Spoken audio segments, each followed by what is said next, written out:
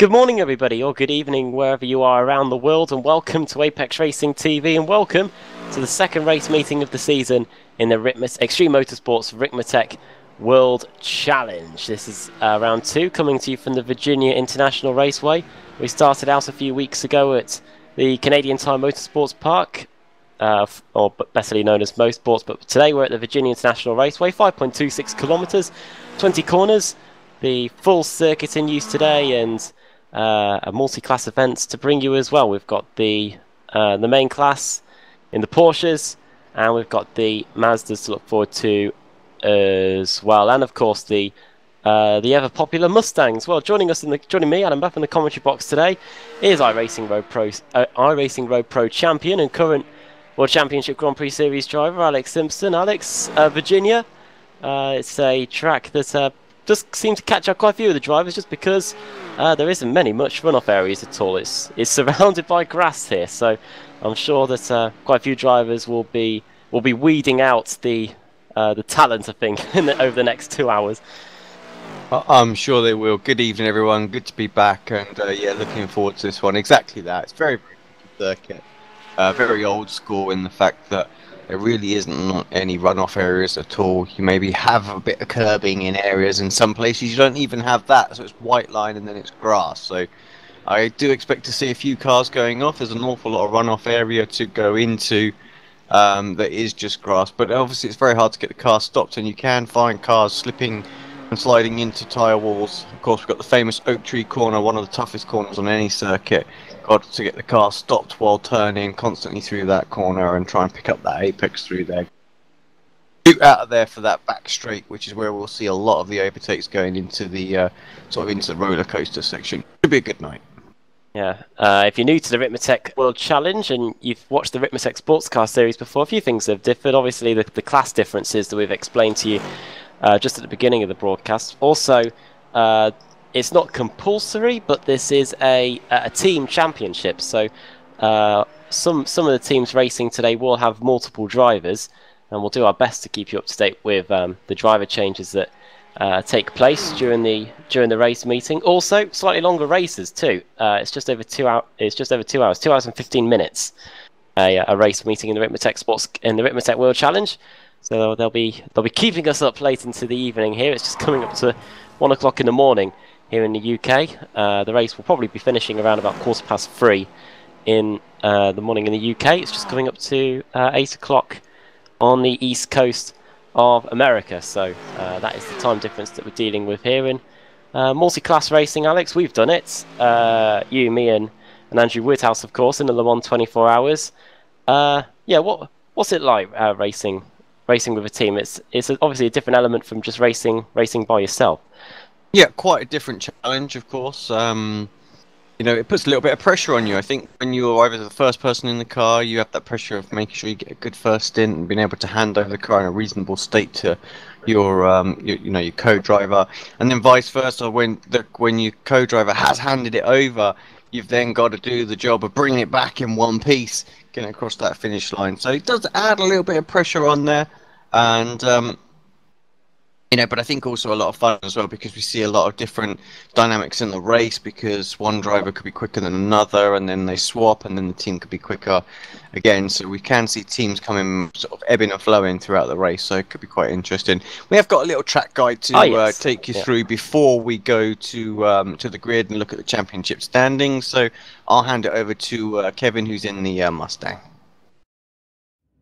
Welcome, everyone, to Virginia International Raceway. Great to have you with us as we provide you your track guide today in the Ford Mustang. And today we come to you from Alton, Virginia in the U.S., less than a mile from the North Carolina border.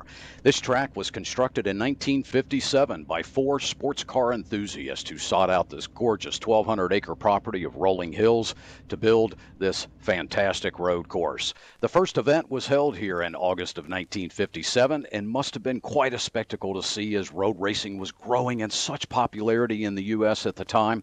The first winner here at VIR was Ed Hughes in his 1956 Alfa Romeo.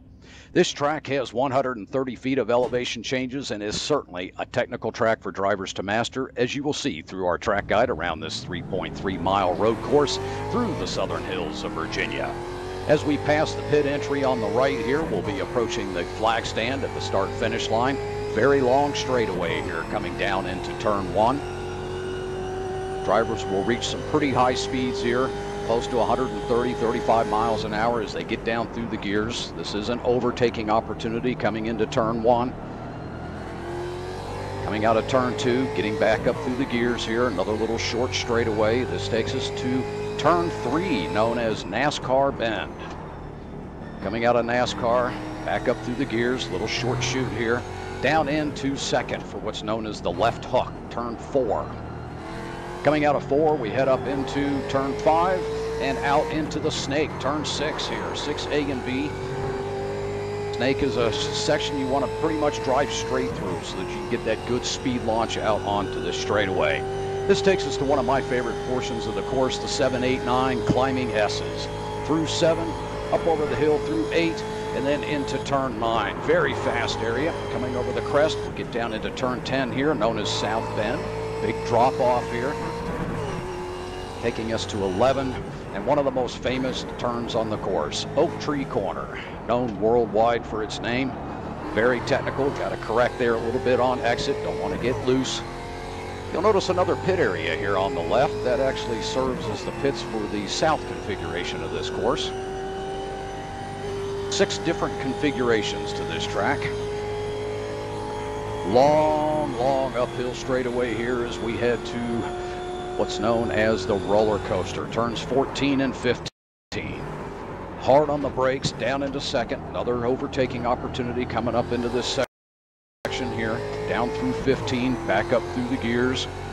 Another little short chute, blind entry here going into 16. This drops us down into what's known as Hog Pen, turn 17. The final corner on the track. This brings us back up onto the long front straightaway past the pit area. Coming across the start-finish line, there's your track guide for Virginia International Raceway. Thank you for being with us.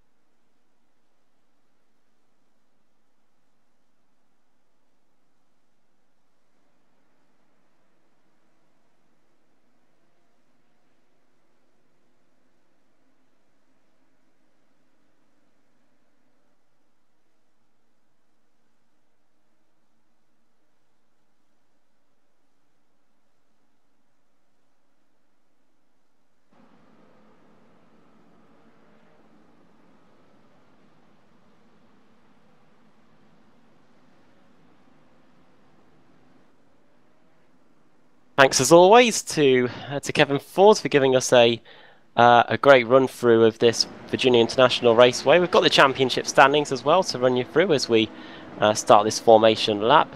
A long one as well, of course, because the safety car starts right at the beginning of the lap. Championship standings are as follows then. Helps if I split them into different classes. There we go. GT Cup then. This is the Porsche class. We were talking just during the track guide about whether we will see the GTE Porsche that's coming to iRacing in the not too distant future to make a debut. Mike Dam starts on Mike Dam leads the way, 4 points ahead of Travis Davis. Drew Eccles in 3rd, Brian Strudbeck in 4th, then Michael Ruddick in 5th, Russell Ruddick in 6th, and Kevin Shannon in 7th. Mike Dam winning his home race and the opening race of the season at the Canadian Motorsport Park. Moving over to the GTS, this is the Mustang category. Stephen Thomas leads the way there. He's got a 4-point advantage over Tyler Shiflett. Then Clint Vigas in 3rd. A few regular names here from the Ricmotech Sports Car Series. Steve Brown, Matthew Catila, Chris Torman, Mike Monaghan, Justin Hall, Alexander Coffard, Dave Fitzgerald, George D'Angelo, Jeff Jacobs, Christian Ost, and Jennifer McDonald. The drivers that are represented in that category after the opening race of the season.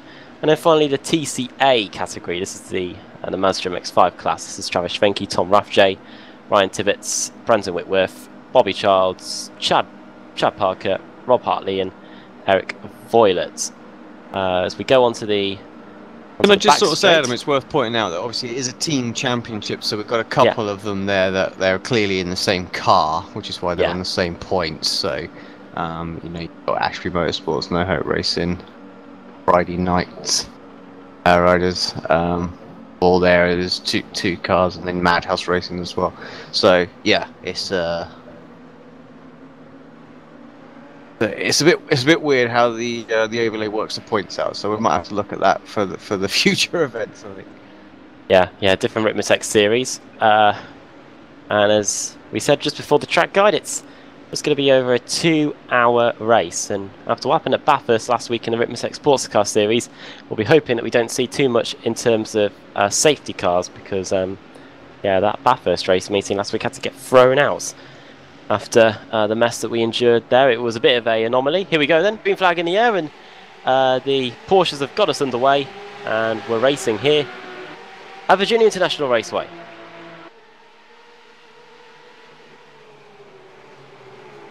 Yeah, good start from those guys. Pretty much no position changes at the moment, although Dam might well have lost a place on the outside there. Trying to get it back. And yeah, succeeds at the moment, so they're pretty much as they were. The Mustangs are away as well. Mustangs away, it's Vigus leading them into the first corner.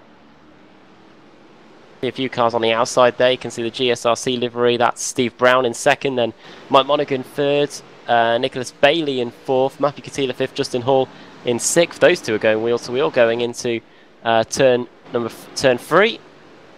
And let's have a look at how the Mazdas are getting on. It's Travis Venke, regular in the Mazda MX-5 class, leading them away, and he's got a healthy advantage already. 0.6 of a second over Eric Voiler, who drops into second position. Yeah, Chad Parker behind them, Brandon Whitworth and Edgar Sanchinelli, who we know quite well. So yeah, it should be interesting little dynamic for those guys. Hopefully they stay pretty close to each other throughout the course of this race, otherwise it might be a little bit dull for them, because they're quite used to a whole bunch more MX-5s out there, aren't they? But of course all working together in the teams splits them apart just a little bit. Porsche's then coming around to complete the opening lap of the race. It's Brian Strudbeck leading the way, Mike Dam in second.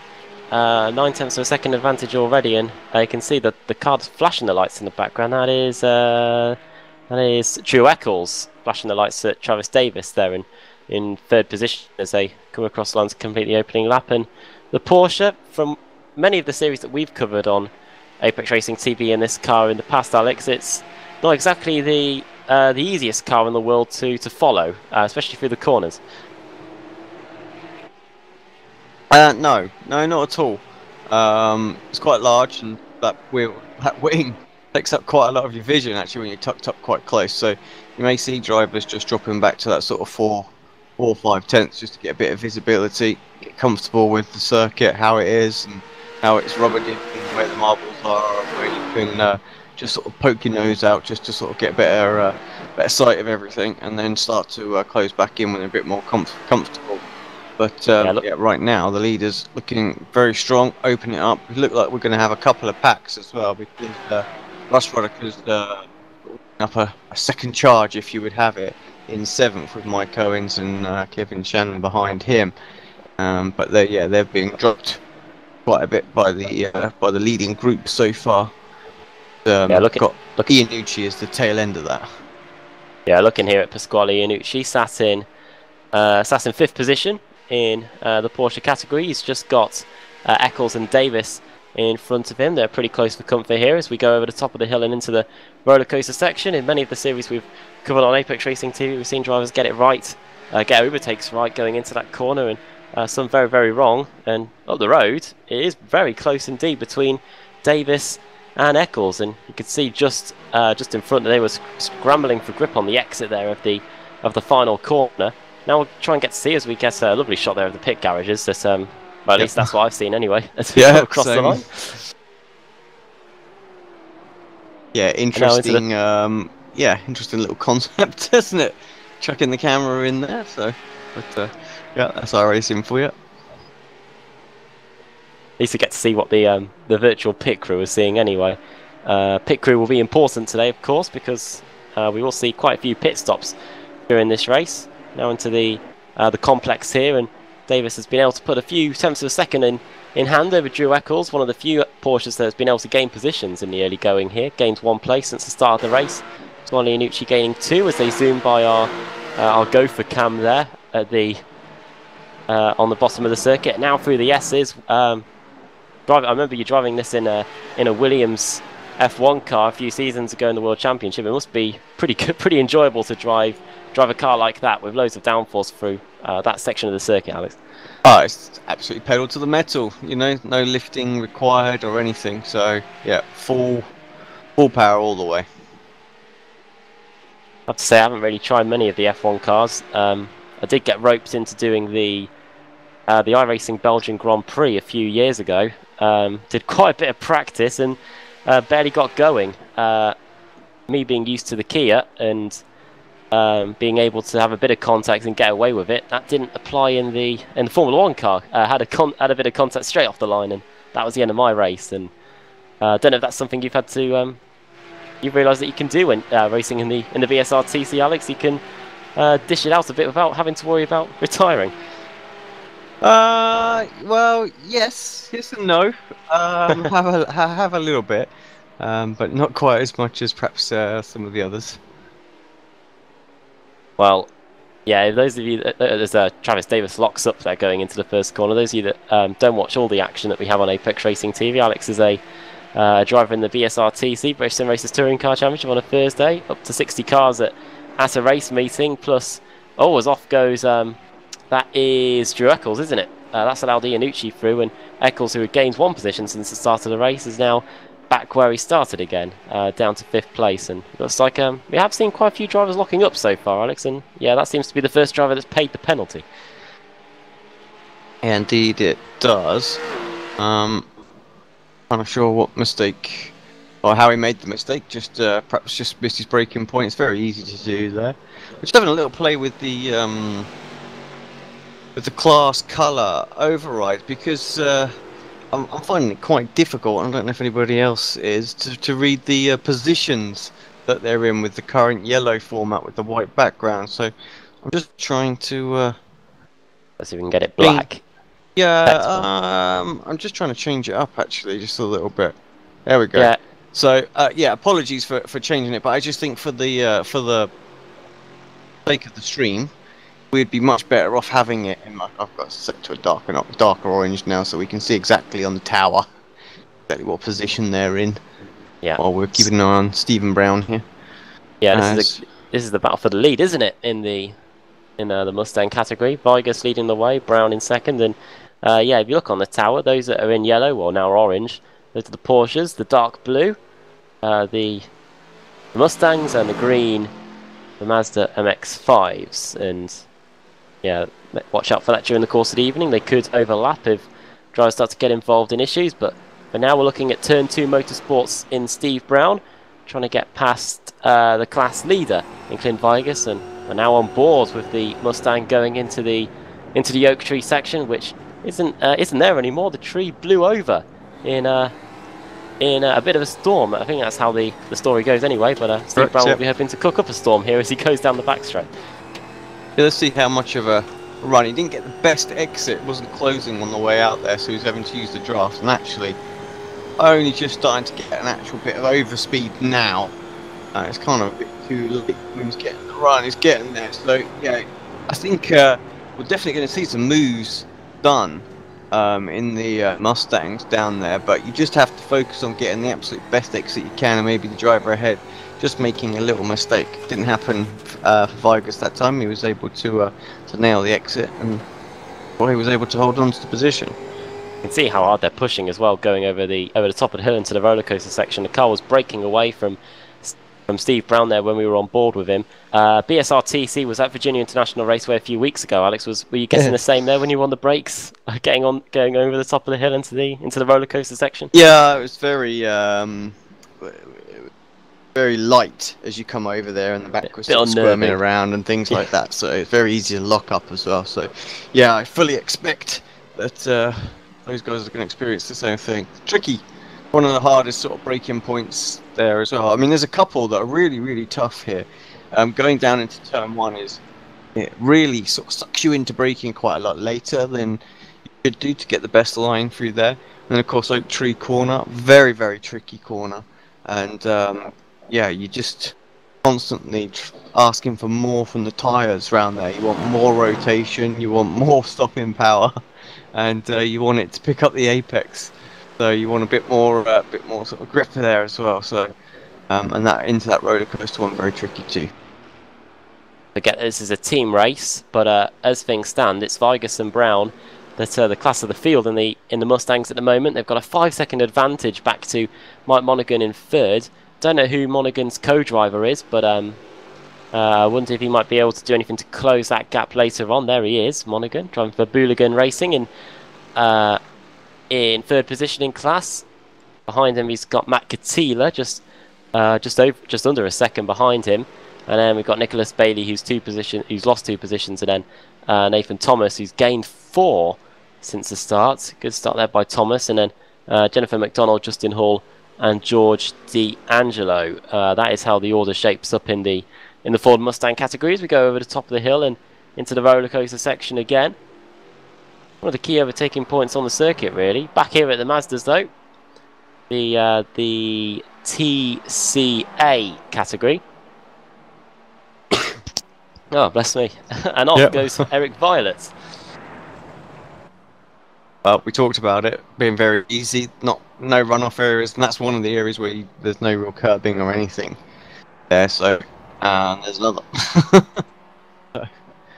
The normal curb, the white line, and then the normal exit curb, and nothing else. So, and a little bit wide a couple of times.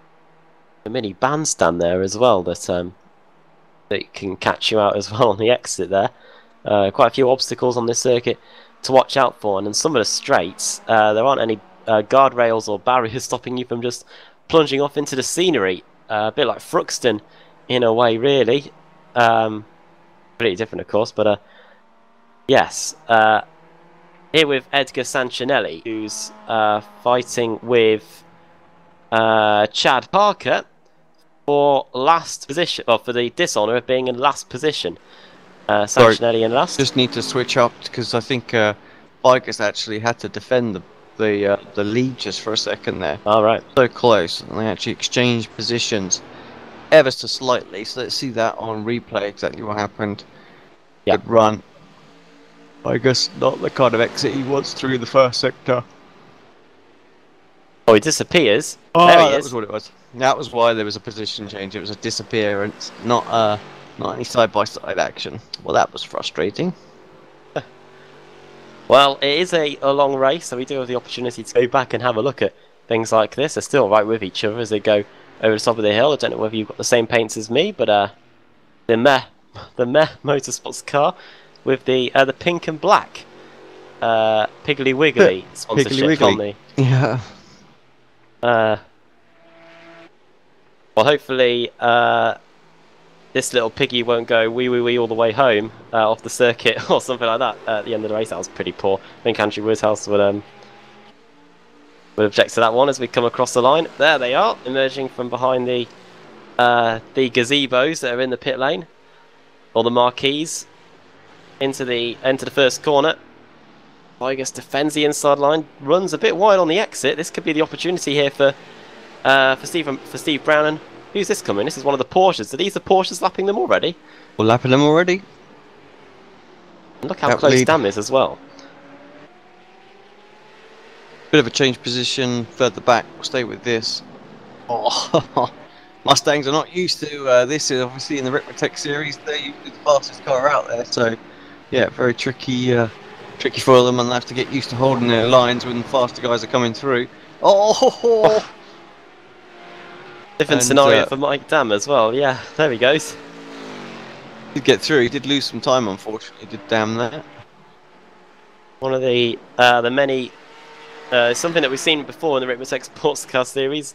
Both leaders, 2 leaders in 2 different classes, fighting away with each other on the same bit of racetrack there, and Mike Dam losing out to Brian Strudbeck who has had a very good start to the race, and yeah, Vigas and Brown continuing their battle.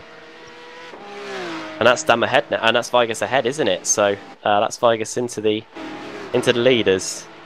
Oh no, Vickers was always there, wasn't he? There was that yeah. momentary swap while they had these connection issue, and it looks like it's the other way around this time.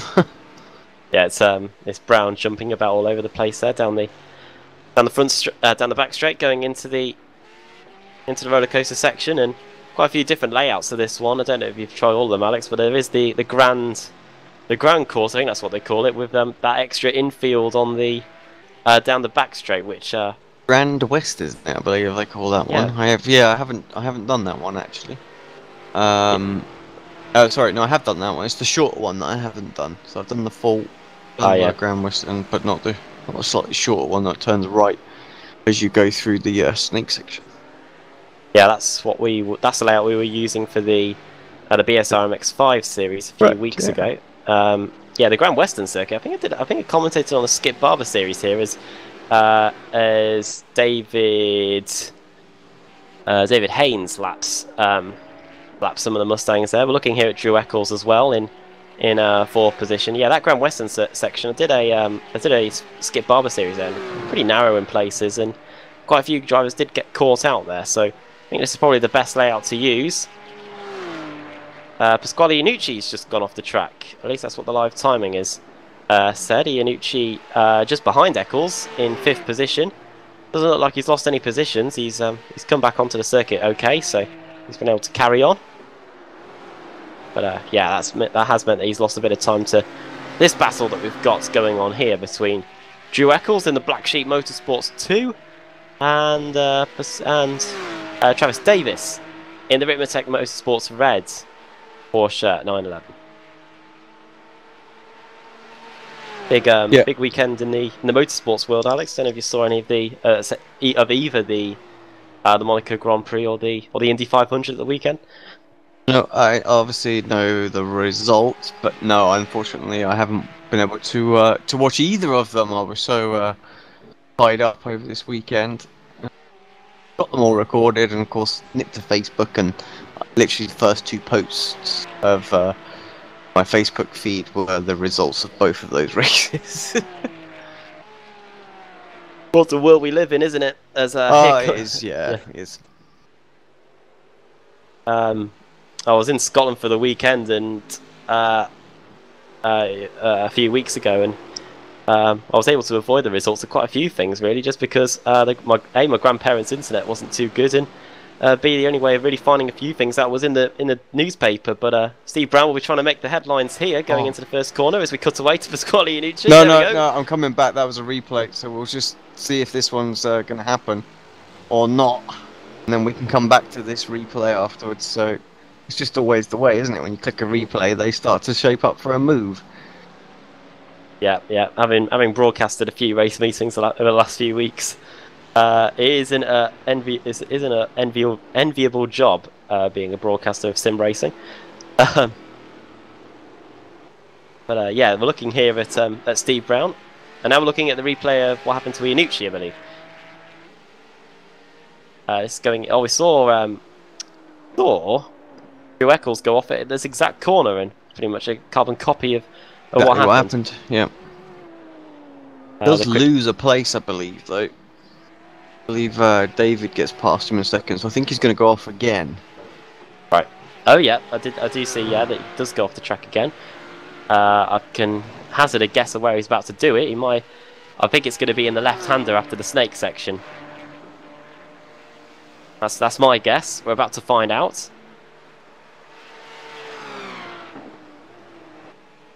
Doesn't touch the... Oh no, I'm wrong. I was expecting him to touch the grass going in there. Is he going to make a mistake going into the oak tree bend? No, he gets through there as well. So I'm guessing it's going to be... my next guess is it's going to be the roller coaster section. No. Let's... Oh, sorry. Let me just jump straight to it. I think it's going to be a lot easier. I think it was a lap later, actually. Might well be the same corner. So... wait and see. Yeah, looking on the event, so it's turn 1. Off he goes. looking on the events, it did happen a good 2 minutes after the original one. So yeah, that's what happened to Iannucci, and that's what happens when you have grass on the exit of a corner, and it does make the drivers pay. As Steve Brown will be trying to make Clint Vigas pay here going into the first corner. He's trying to get the move done around the outside, but Clint Vigas, a master tactician, is off there. Is one of the Porsches. That's that's Matt Owens, I believe. Yes, it is. Lean forward there, but yeah, this battle for the lead continuing to rage, and it's probably one of the closest battles we've got on the circuit at the moment. 0.2 of a second. In fact, 3 of the closest battles in this race are all in the Mustang category. Yeah, how often the Mustang's always having a good little race, you know? Just seems to happen. I'm not surprised to see the top class separating out at the moment, because the drivers really aren't used to that car yet. So once they get more familiar with it, do more races, get a few more drivers, I think for the GT Cup class just get closer and closer and closer, and the racing getting better and better and better. See if this is going to be opportunity for Steve Brown. Lap 10 of the race. We've just got we've got an hour and 54 minutes to go here, so we are a good 20 or so minutes away from getting to getting to a milestone of one of the longest Ricmotech Sports Car Series races that we do. But yeah, we'll see what Brown can do here as he builds up through the speed, builds up through the gears as well, just topping 200 kilometers an hour there as we head over the crest. We're going to reach 222 as we get on the brakes going into the roller coaster section at the top of the hill. Do we have the rev counter on our overlay for this broadcast, Alec? We could add it throughout the race, I suppose. I haven't actually got on this particular theme, unfortunately. So it's probably a good decision, because I have deployed it before, as into the pits comes our Mustang leader, not knowing how to get it off.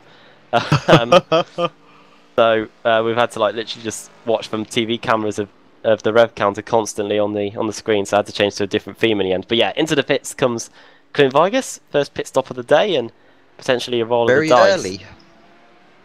Yeah, we are. Does that seem early to you? Yeah. Does seem very early. Yeah. Obviously, we're not as smart as well. We're probably not as smart as the drivers that are currently racing. So they probably know something we don't in terms of the pit stops. That does remind me. I do need to have a look at the notes that Kevin Ford sent over. That Kevin Ford kindly sent over before the broadcast began about, and that might shed some light on the pit stop strategy as Vigas gets going again after a 17-second pit stop. After covering so much of the Ricmotech Sports Car Series, 17 seconds does seem pretty quick, so maybe 2 tyres? Or maybe no tyres? Yeah, I think 2 tyres. Could be all of them, but yeah. I think it's just, they've probably got to have a splash at some point in the race. So I'm thinking maybe that's what he's decided to do there, get that out of the way now. See if he can perhaps get a bit of breathing room from behind, because he was under a lot of pressure there, wasn't he? And, you know, want to pull away and stretch away, and maybe he feels like he's just pulling along Steve Brown at the moment and wants to try and get that sort of nipped in the bud very early. According to the strategy that Ford has sent over, as you see this battle here between Matt Catila and Mike Monaghan for second place in class at the moment. Mustang drivers will be taking 4 tyres on the first stop, then possibly only 2 on the last stop. Maybe Clint Vigas is doing this in reverse order: 2 tyres on the first stop and 4 on the last. And that's why it's a short stint so far, you know. Well, but it's by coming in early and doing the short stint. Of course, he does waste a set of good fresh tyres at the moment. You know, he only has a half a sort of a run on them. So we'll have to wait and see what he does on his lap times. Edgar Sancinelli has been off the track again. Not again actually. That's the first time he's been off today. He is now in last position quite comfortably. In fact, he's got a 10-second margin to the next car up the road, which is Chad Parker. You will see, I don't know if you're seeing it or not, but you will see 2 drivers at the bottom of the timing tower. You might, I don't know, but on our live timing you see Ryan Cobb and Kevin Ford. They're the admins and stewards for today, live stewards in the Ricmotech Sports Car Series. So they'll be watching all of the action and dishing out any penalties that they think deserve them. So we'll keep you up to date with any of those penalties that get enforced during the race. Unfortunately, they're not showing at the moment, but I think if we go a bit further back, they might do. There they go. They pop up, but they're not actually. They're not running. While we do change it up, let's just take a quick look at this battle between Wentworth and Violet. And actually, Adam, I've got to leave you just for a couple of minutes, if that's okay. While we're on this battle, and then I'll be back in just a second. Okay. Will I be able to take over what we see on the? Ooh. Shall we give that a try? I don't think the guys will mind us having a bit of live experimentation. If I press on master, well, I'll change mine to commentator and then to slave, and then you should. Do I change to broadcaster? Correct. So if I press roll bar now, and there we go. There you go. So while you go away for a brief moment, we'll have an onboard lap, I think, in the safe hands of Eric Violet, and I'll speak to you in a few minutes. Yeah, we'll be back a second. Eric Violet then going through turn 3. Now going into the complex here, he's chasing down Brandon Whitworth here, who sits in second place in the Mazda MX-5 category. Neither driver is yet to pit in this one. Looking at the strategy for the Mazdas, they'll be taking 2 tyres or possibly no tyres on the first stop and 2 or 4 on the second. But for now, Eric Violet is solely focused on trying to get past Brandon Whitworth here as we go through the snake section, as Alex called it earlier. Now going into this 90 left. A few drivers have got caught out here in other series. Look at the way that Brandon Whitworth throws the car at that corner there, the left-hander. Now going into the Oak Tree Bend, you can see it just out the corner of the shot, taking a lot of the curb on the inside there, Violet, and you can see running out wide Brandon Whitworth. But the Mazda in other series and in the Ricmotech Sports Car Series has been known to be pretty good in the slipstream, so we'll see how effective it can be here for Eric Violet. He's slowly closing in on Whitworth. We're talking hundredths here as we come up to the top of the hill. And on the brakes again.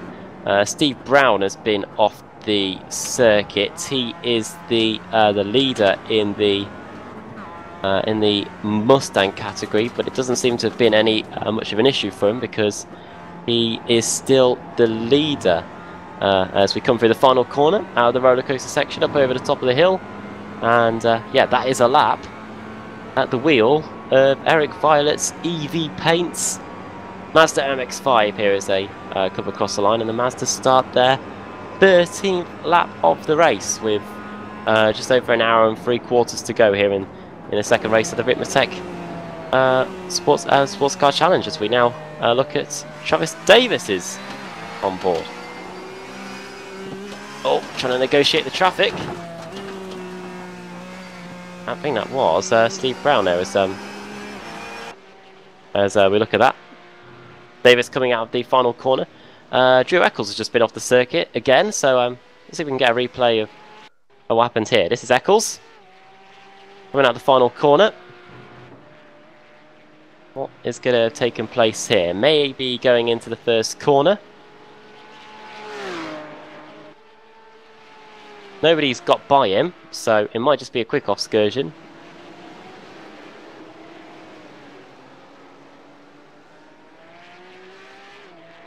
Yeah, no idea what happened there.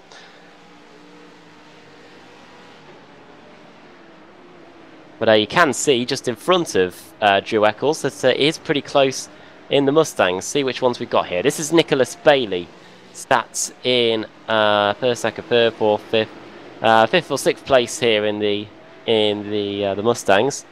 Got Justin Hall for company, and Clint Vigas as well, who is now paying the penalty for his very early pit stop, because he's now got to work his way through this traffic that probably won't be stopping for a little while yet, as we're only just approaching the half-hour mark in this race.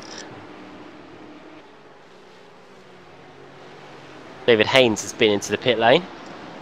A Porsche driver. I say pit lane. I think that might just be a glitch with the timing software, you know, because it just says that he's been in for a tenth of a second. So I think he might have just crossed over one of the transponders that we've got on the circuit. But for now, Nicholas Bailey holding back Justin Hall. And Clint Vigus just behind as well. Bailey has lost 3 positions since the start of the race in the Garmin Slipstream Ford Mustang here. And watch out for Vigus as well. And I'm back. Sorry about that. That's okay. We had a lap of the track, and just looking at this free car duel in the Ford Mustangs. Yeah, there's a replay on my screen as I come back. So I don't know if there was some good action. You might need to send it back to live. I was looking at an event earlier, didn't know what button to press to get it back to the live, but okay. Well, let's see if this works. Sorry to do the live beta testing. Wait, I need to change back to commentator now, don't I? There we go. And slave. There we go.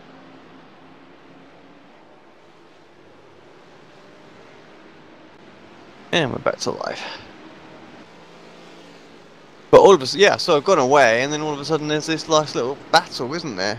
Actually, 4 cars really all of a sudden out. So 14th, 15th, 16th, 17th overall, of course, for what would be it's going to be 4th, 5th, 6th, and 7th in class. Yeah, and it's interesting to see because Vigus is obviously quicker than most of these cars that are in front of him, but he's just got to work out to get past them here as he gets up to the top of the hill. Don't know if this will be hampering him in terms of overall race pace, because obviously Steve Brown, the driver he was fighting with, as off goes Jennifer McDonald there, going through the Oak Tree Bends. This will be hampering Steve Brown in terms of his overall pace. Well, yeah, so Brown's, yeah, I get what you mean. Vigus obviously being held up now, so you're right, it is for a few laps. Was Brown using Clint for a bit of slipstream to maybe gain a half-second lap, sort of lap time out of it? Possibly. And if that is the case, then he won't get too much of an advantage of it. But if he was able to run the similar sort of lap times, then right now he's absolutely quids in, because Clint's definitely getting held up at the back of this pack. Vigus just went off the track there, I believe, going through the final corner. You can see he's just lost a few tenths of a second as a result. It's pretty close, I think, at the front of the Mustang class as well. It's 3 tenths of a second between Steve Brown and Mike Monaghan. I think that's actually Monaghan and Cantilla, isn't it? That's right. Yeah. 3 tenths of a second apart. So yeah, that battle for second place is really hotting up. I was trying to work out what the overlay is saying, but yeah, Cantilla 3 tenths of a second behind as they go through the complex. This is definitely where the action seems to be in the Ricmotech World Challenge at the moment. The Mustang class. Only one driver has been in to make a scheduled pit stop, and that is Clint Vigus. Hit it on lap 10. The Mustang's now on lap 16 of the race. And a recap of the Mustang class while we look at it at the moment. Steve Brown leads Mike Monaghan, who's got a half a second advantage over Matt Cantilla in third. Then it's Nathan Thomas, Nicholas Bailey, who we saw get by Jennifer McDonald after her mistake going through for the Oak Tree section. Then Clint Vigus, who's pitted. Then Justin Hall, George D'Angelo, and that is how the Mustangs line up as Cantilla in the Cantilla Engineering Mustang tries to shape up Mike Monaghan here going over the top of the hill.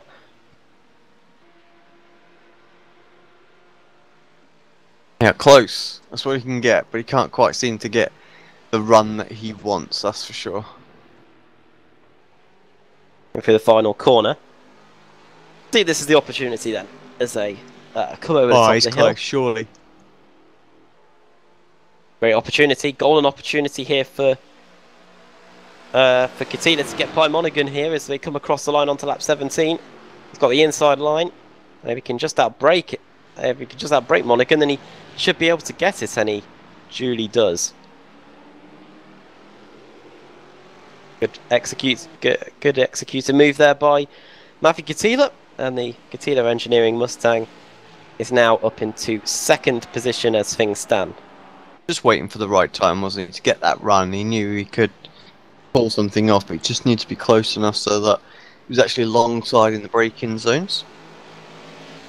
Probably the great thing about endurance racing like this, you don't have to force the issue like you would be doing on a Thursday night in the BSRTC. You can calculate when you've got to get the move done and strike at the appropriate time as he did there. Yeah, exactly. You just let the race unfold, don't you, with the endurance races? See what happens. There seems to be some change of position going on down here as well. I think maybe an issue for McDonald. Oh yeah, she's going very slowly. Possibly gone off. She's got no drive, and I reckon either she's blown the engine or she is out of fuel. Could be either. As we lose pictures there for a second. I don't know if that's you or me. Looking at Travis Davis now in. Yeah, well that should be McDonald, so I don't quite know what's gone on there. So it's... Oh, here is Jennifer McDonald. Yeah, let's see what's gone on. We saw her going very slowly further around the lap, so I think we're about to see what's going to happen. It's probably on the exit of the first corner. We're just going through the roller coaster section now, so we'll be coming down the front straight, and then we'll see what happened. Unfortunately for Jennifer, she didn't go off the circuit, so we don't actually have a timestamp for what happened. So we're just going to have to watch it unfold here, really, as we come across the line. McDonald's got behind her one of the Mustangs and a Mazda MX-5 as well. Just going down through the gears into the first corner. Yeah, I don't think this is it. I think this is too far back. This was pre the engine blow up, actually. I think you are right. Because of the blown engine. It could be about to happen. Let's see if we can find this one. That's another off track. That's losing the place to Bailey. That's what happened there. Yeah. Well, I'm not sure. To be honest, it does look, back up to speed. So was it maybe a slowdown that we didn't quite catch? Doesn't look like a blown engine at this stage, does it? So. No. George D'Angelo has come into the pits in the Mustang, and replacing him is Christian Ost, who did pretty well in the Mustang last week at 2 weeks ago at the Canadian Motorsport Park. He will be exiting the pits at the very back of the class, as Nicholas Bailey here has got the earlier leader Clint Vigas for company as they get lapped by one of the Porsches.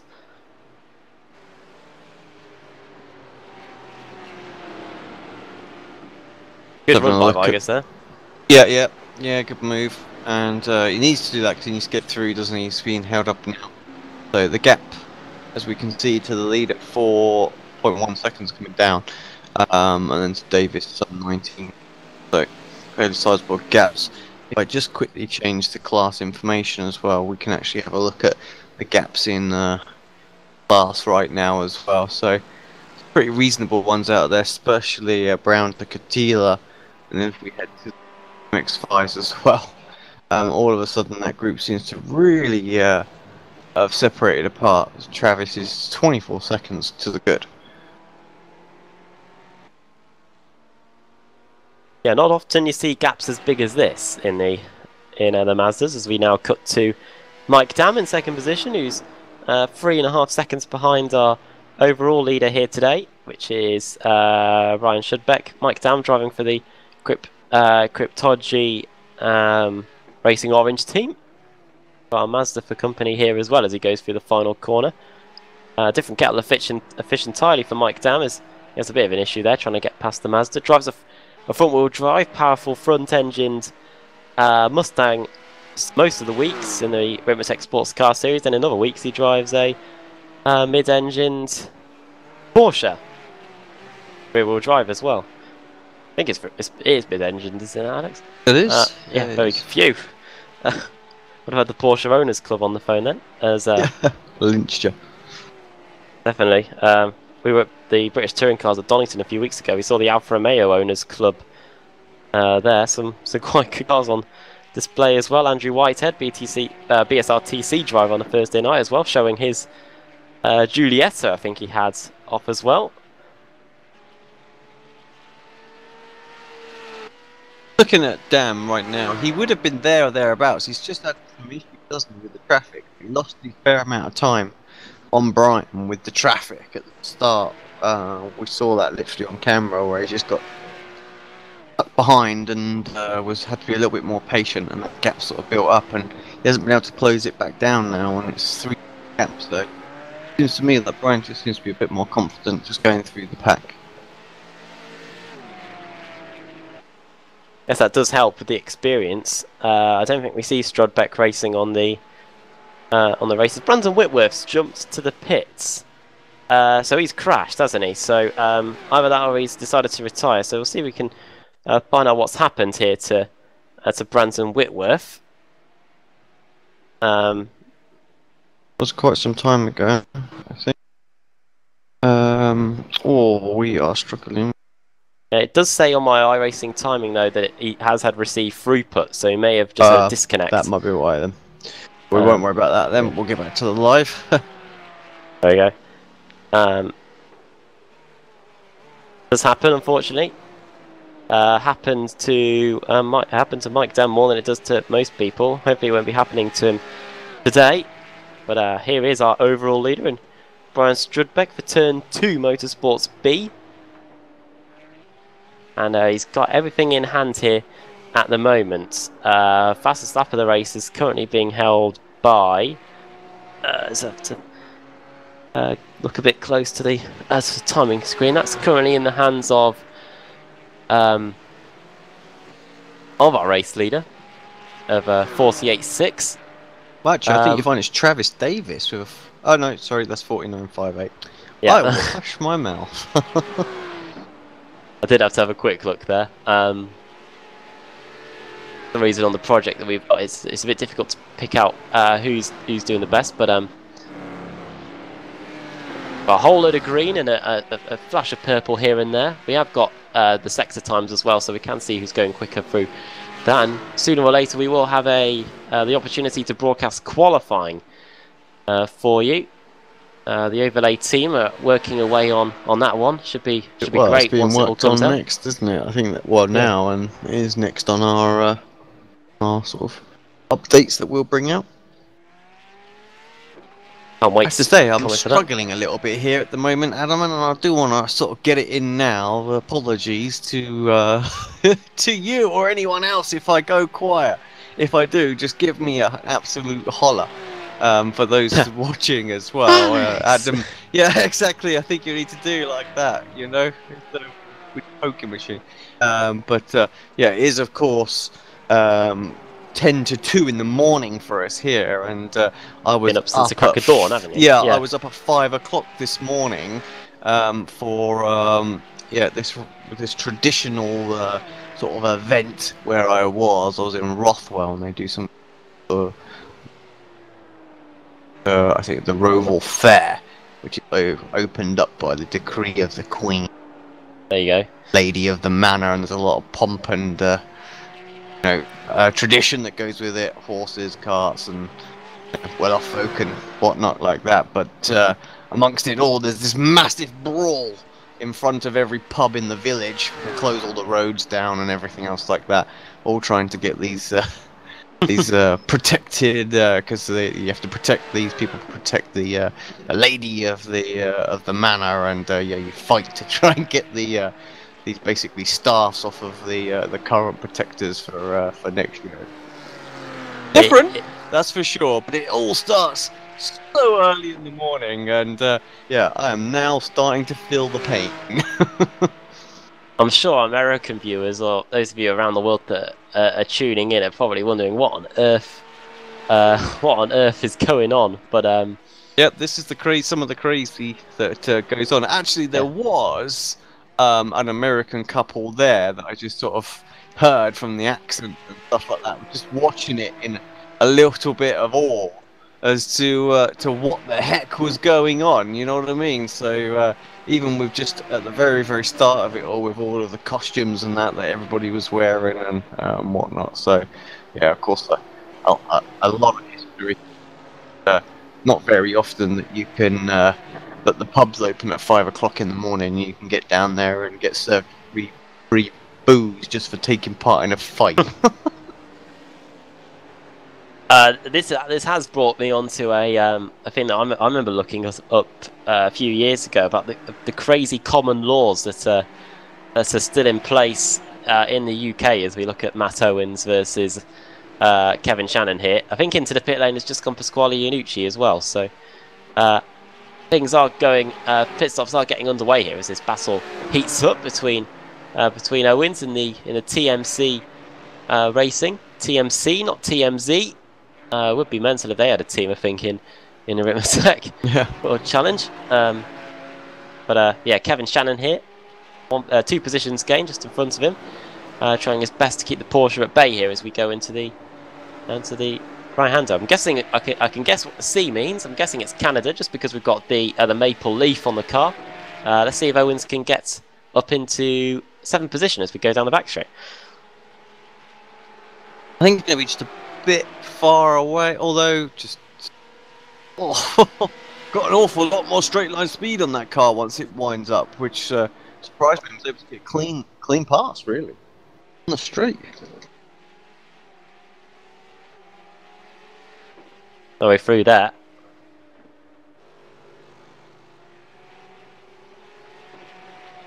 Some of them here, Alex. Top 10 weirdest laws in Britain today, all beached. As into the pits comes our leader. In fact, the top 2 are in. I'll save that for once the pit stops are out of the way. We've got Dam and Strudbeck in. You can see that Dam looks like he's closed the gap just a little bit. But for now, this should allow, if he's close enough, Travis Davis to try and take the lead. But it'll all depend on how quick these pit stops are. Yeah, we'll watch these, see if there is any change. You can see obviously at the bottom of the screen, our pit stop indicator comes up. Their first time is the amount of time they've been in the pit lane. Second one is how long they've been at stationary in their pit box.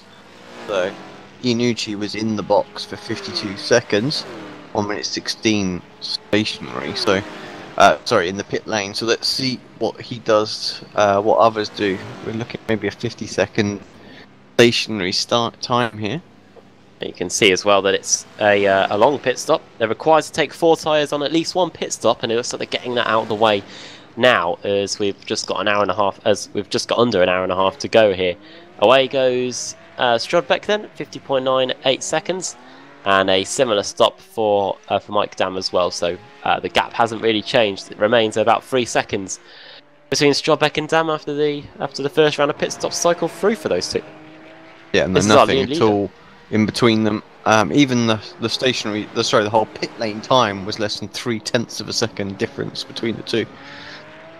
Yeah, that battle's going to rage on. But yeah, like you say, Travis Davis, got David Haynes behind him right now, although pulling away fairly comfortably. Well, I say fairly comfortably. That's 4 seconds in about 4 corners. Yeah, he's been off the track, hasn't he, David Haynes? At least that's what the live timing says anyway, so that has allowed Travis Davis to pull away a little bit. Clint Vigas has just got past Matt Catila and is up to P12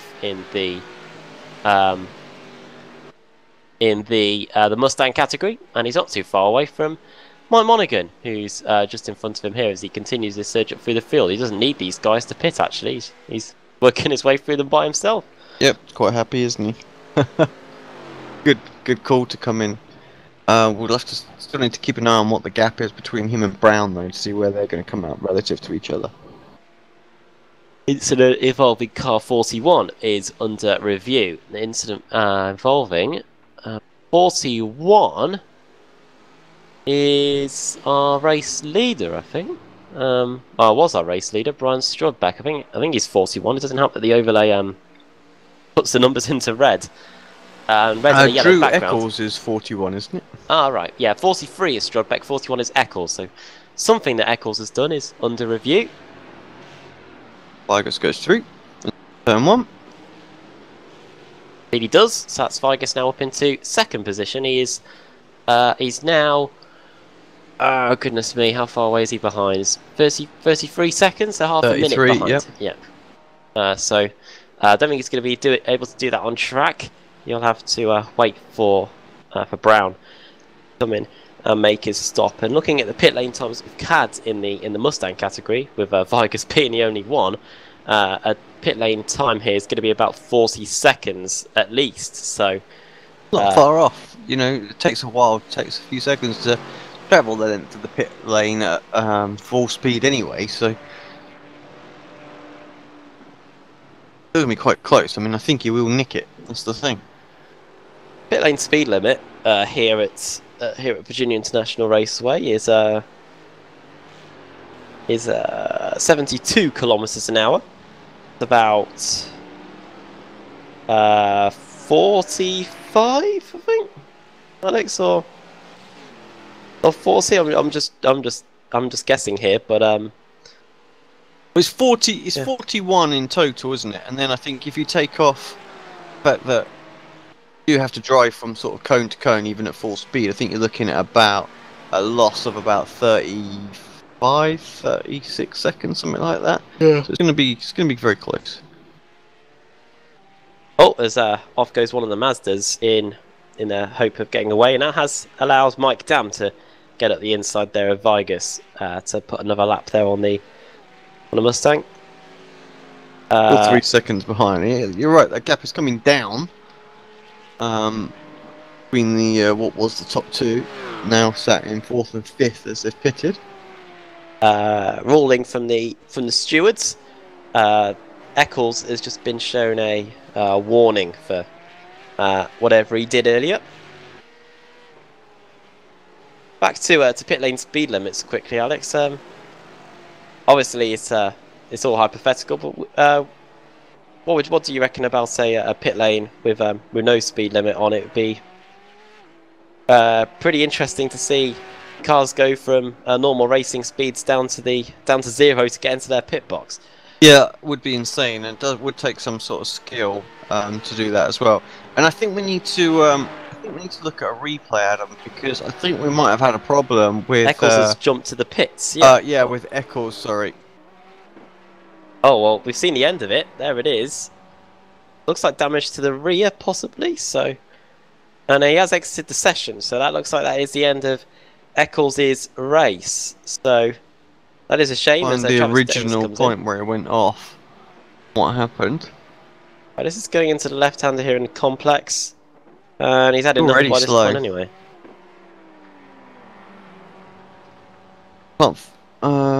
The only other one I can see is it's way back though. Oh, there we go. No, that's going to be it, isn't it?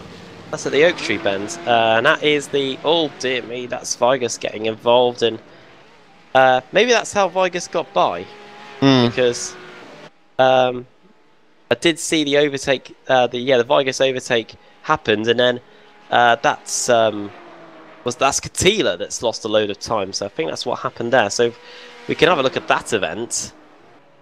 Then we'll probably have our answer. But yeah, it's probably going to be a bit tricky to go through the tapes and find it. Davis is in the pits meanwhile. Make his pit stop. Helps if I select the right camera. There we go. Oh, we were on Scenic for a while, I think, just then. Yes. Yeah. yeah, I've seen that before. Yeah, I think we're back to live now. I think. We are. Yeah, as Mike Monaghan and Katila running a bit deep there going into the first corner.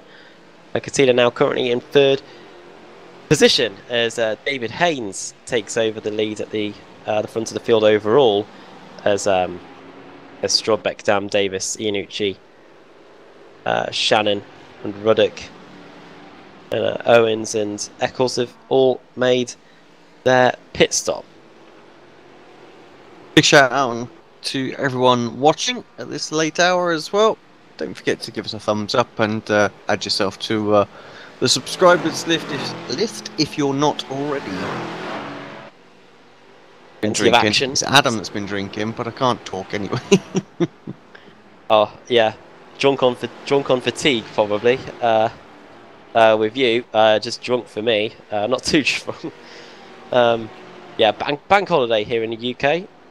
So day off work for many, and yeah, I think that's a good enough excuse to go down to the pub and enjoy a drink or two. I was in the city of Liverpool today, back in Manchester now. Didn't fall asleep on the train like I did last time. I nearly ended up in some place where I would have been pretty helpless. Managed to stay awake as Mike Monaghan putting a lap there on the Mazda in his Booligan Racing Mustang, and now having to defend from the TMC Porsche behind, which is I think PD, but wait and see on that one. You'll breeze by down the front straight here. Good opportunity to see the speed comparison between the Porsche and the Mustang, and also the way that the Mustang can put the power down with its rear-wheel drive, and away it goes up the road as Iannucci goes by as well. Yeah, it's quite a speed difference, isn't it, between the two? And this, of course, is only the Porsche GT Cup car as well, so pretty stripped down and raw. It's nothing like the GT3 equivalent, or the what we're going to get in iRacing, which is the GTE equivalent. So quite a bit slower.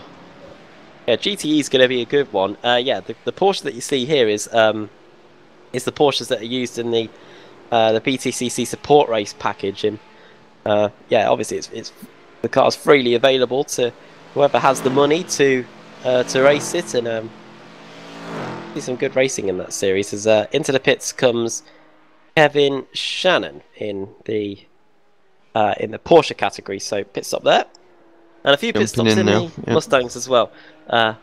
Is Shannon jumping in the car? Or yeah, Black Sheep Motorsports, a few Mustangs in it as well. Jeff Jacobs has jumped in the 38. I believe that is a driver change as Mike Dam goes through, and that's Dam back up into second position.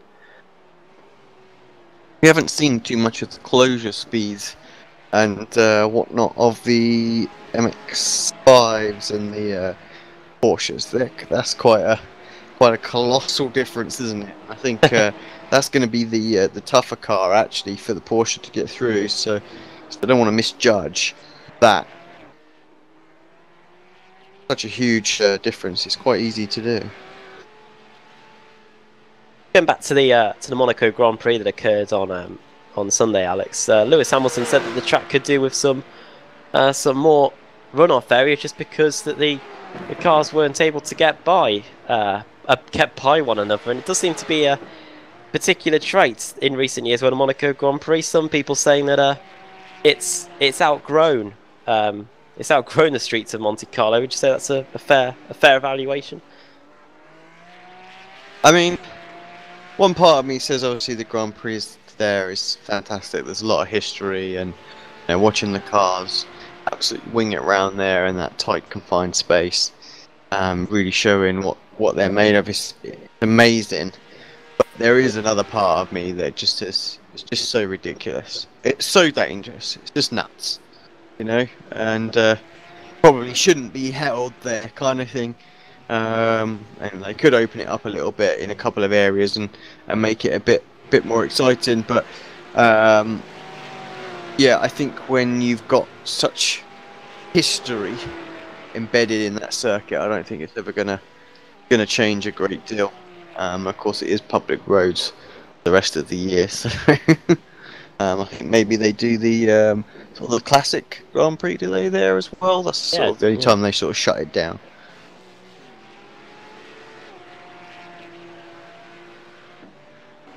Right, what else have we got going on out there? There's not a great deal at the moment. We're just sort of focusing on Dam for a while, but we've had a few pit stops in the Mustangs just recently. A few driver changes as well. Dave Fitzgerald's jumps into the Mustang. Nathan Thomas as well. Jeff Jacobs as well, I think. So And Steve Brown's also been in, so Clint Vigas now returns to the lead in the Mustang category. Steve Brown is in second, then it's Matt Catila, Nathan Thomas. Don't know that probably is a relation to Stephen Thomas. David Fitzgerald, and then Nicholas Bailey, Justin Hall, Jeff Jacobs, and Christian Ost. The running order now in the Mustangs now. That's the first round of pit stops have been completed with them, and just looking at the running order, everybody is now in the whole field in all three classes made a pit stop now, as we've got an hour and a quarter still to go here. We could now that that was a bit close for comfort there, as Tom Rathjay got a bit of a Porsche up the inside. I think this is always going to be the problem. Is going to be as I try and eat my microphone, is going to be the traffic later on that can catch you out. We've seen cars there really struggle with it as you get all three classes converge at the same spot, which happens to be the hardest spot ever with the Oak Tree corner. And that was Travis Davis. We keep an eye on that. We could very easily end up have what happened to Eccles happen to one of the front runners as well, where they just end up having to retire. Saw it happen. Saw some of the best drivers go off into the wall of that corner. I remember in the BSR Formula Renault series that we did last year, Graham Carroll involved in quite a few incidents down at the Oak Tree Bend. But as we look here at Brian Strudbeck in his Turn 2 Motorsports B car, leading the way with a 4.4 second advantage, and just under an hour and 15 minutes to go. Now's probably a good time to get some messages in from the people at Ricmotech. And you're watching the Ricmotech World Challenge. Join us after these few messages for the conclusion to the race.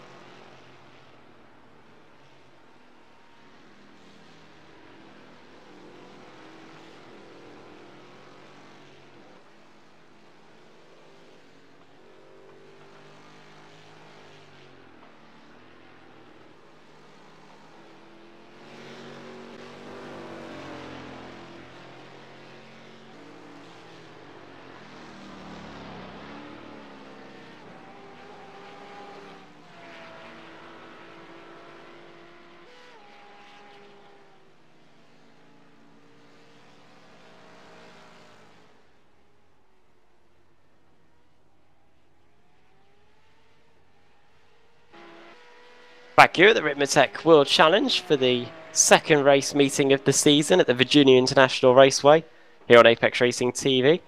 Coming up to 2:10 in the morning, 9:10 on the East Coast. Wish it was that early here. As it looks like the rain's just Amen. yeah, looks like the rain's just started to come in actually here in the UK. We've had just endless amounts of sunshine here in the UK over the last few days. You say this, Adam, but did you not see some of those news reports? Like Oh, the flash Northampton floods. had flash floods, so it's been 25, 27 degrees elsewhere in the country, but a few isolated towns have had over a month's worth of rain in about an hour, and we've had flash floods, and you know they literally got like 4 or 5 feet of water. It was just insane. You never seen anything like it. I mean, where I was, there's about 20 miles up the road from it, and it's glorious sunshine all day. So just insane. Yeah. I think I dodged it wherever I went. On Saturday, I was at Wembley Stadium in London, and I think I dodged the rain there. It was a stunning day there, and yeah, back up here in the northwest, it's been bright sunshine as well. I did hear a bit of thunder in the yesterday, so yeah, us Brits, we do love to talk about the weather here, and Strodbeck has weathered the storm brilliantly here.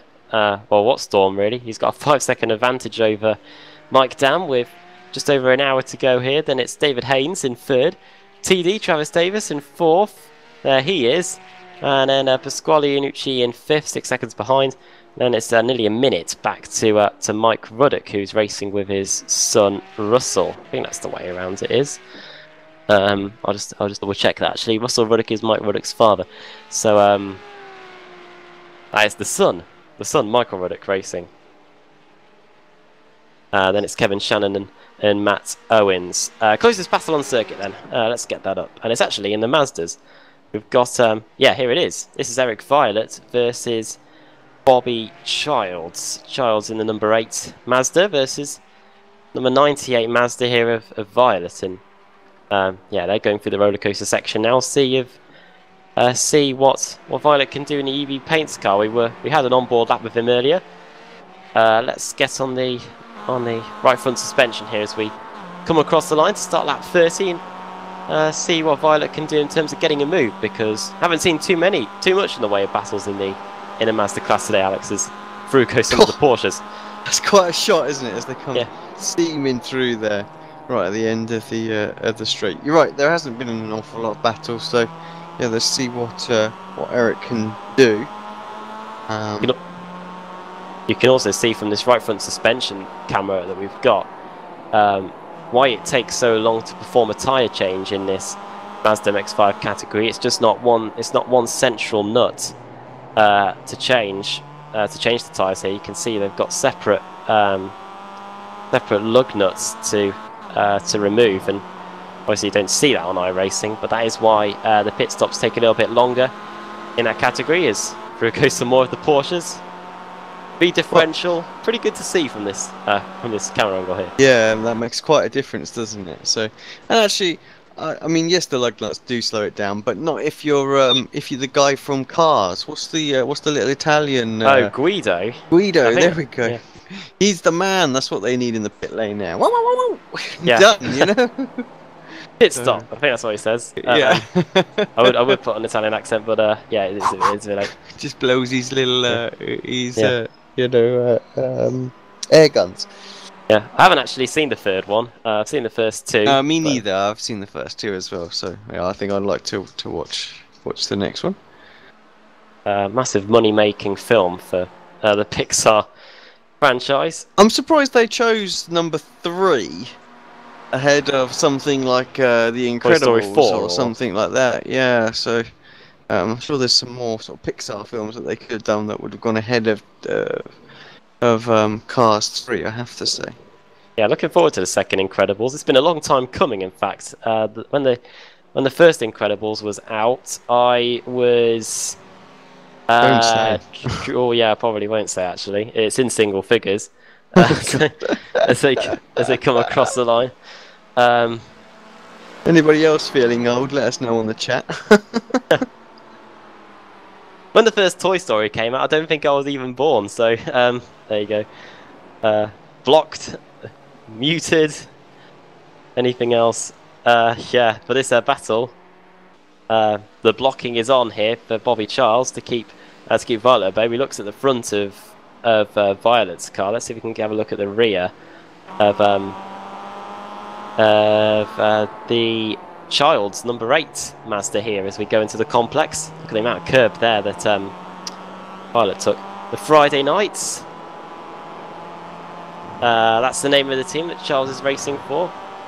Friday Night Lights, similar name, and there's actually Phoenix Nights as well. That's a good show. I was watching some of that the other day. But yeah, these guys sit 2nd and 3rd in class. Tom Rathje is currently the leader. Guessing he's driving with Travis Schwenke because Schwenke was the runaway leader earlier on. And yeah, Rathje doing the business for his teammate with an hour and 5 minutes to go here as we go up to the Oaktree Bend, and you can see closing in is one of the Mustangs as well. So I think they could be about to gate crash this second place battle as they go up the hill. This is definitely where they got an opportunity to get by. You know, maybe just slow down, let the faster class through, and get caught napping a little bit. Maybe a good run. This time doesn't look like it's going to happen, although it's not a bad little run. Yeah, looking from the helicopter here as we go up to the roller coaster section. So we're through there. Here comes the TMC Porsche,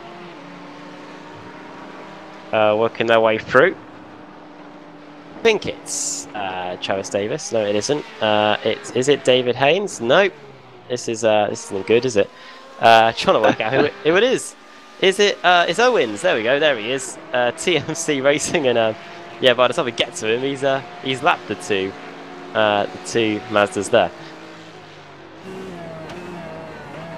Haven't really had an onboard from the Porsche afternoon, have we? So nice sounding car actually. They did a good job on this one. Definitely lively. Bit of a handful. I really struggled with pulling off decent lap times in this thing. It's all about mitigating the heat in the front tyres, but being able to get the car to still stop. That seems to be the problem. Too much heat from the brakes, and just gave up so much grip going through the corners. How different was it to the rough? Quite different. Yeah, quite different completely. Because the rough was really built well. The track version was built GT3, but they do a cup version. And it still handles quite a bit different. This comes off the corners in a completely different manner, and actually has a lot less bounce than the rough had. I don't know if you remember some of the early setups that the rough had. It was very, very bouncy and had the tendency to topple over as well. I'm going to cut here to Mike Dam because you can see that is the leader in front of us. So we have got a lead battle on our hands here as Brian Strudbeck struggles to negotiate the Mustang traffic here. I mean, it was an awful last lap, wasn't it? A 153.5 against a 149.7, so huge amount of time all of a sudden caught up over one lap. And this is what I said that we'd have to keep an eye on through the second half of the race, was the strategy and how it's going to work out and dealing with the traffic, because it can make such a big impact, and it's done exactly that. Strudbeck been very, very good through the traffic in the early part of the race, but really caught something there and dropped himself back into the clutches of down. More traffic. This is Steve Brown that they're trying to get by here, going into the final part of the circuit. It looked like it was going to be an issue for Strudbeck, but now it looks like it's turned into more of an issue for Mike Dam, and within a few seconds, Strudbeck has got the advantage up to 1.3. We have missed the change for second position in the Mazdas. See if we can get a replay of this. This is Eric Violet getting finally past Bobby Childs here. So we're going to see what happens. It looks like it's going to be into the roller coaster section. Violet going to the outside there in the blue and white EV paints Mazda MX-5, and looks like he should have it as the Rust-eze. The Rust-eze Porsche arrives on the scene, and yeah, Violet easily having it there by the time they get to the corner. As yeah, I think we might need to press the live button now. Ooh, no. Maybe not. Hang on. That's live now. There we go. I think, or does it still say replay on the overlay? It did for mine for a second, but we're back to live. always constantly tweaking on our live timing. It's not something that we've ever had to, well, I say ever had to do or try, was to relinquish control of the cameras. Normally, I control what Adam sees and commentates on that. But yeah, just because of my fragile state, shall we say, he's sort of taken over that little role for tonight.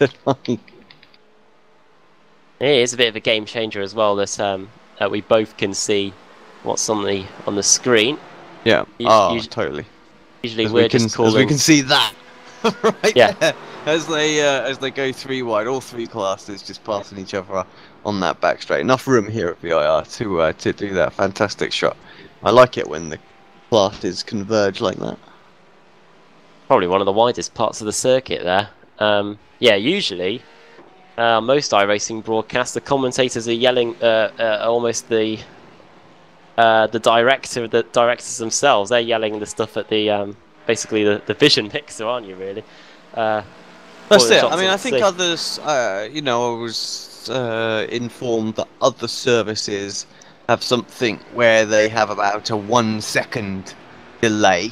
That's what they've managed to get it down to. But yeah, of course, we're absolutely real time, synced up now. Always nice. Looking at Dave Fitzgerald then in the Booligan Racing Car. That's in 5th place in the Mustang category. This is officially the closest battle I think we've got on the circuit here. 1.2 seconds to Nicholas Bailey, who's just behind him. As I think we might be starting to see pit stops because Vargas is in. Vargas in again. So he of course went in quite early the first time, so it's no surprise to see him in once again. We do have less than an hour to go now, and we have seen cars run an hour before, haven't we, on a full tank of fuel, I believe. Is that right? Or are they going to need one more? And a driver change as well. So a double stint for Clint Vargas, and now Tyler Shiflett takes the wheel. 4 tyres being changed as well. So yeah. So I think Tyler will try and stay out until the absolute end of this race now. Not a bad driver to hand over. Tyler's been doing extremely well in the Ricmotech Sports Car Series, of course.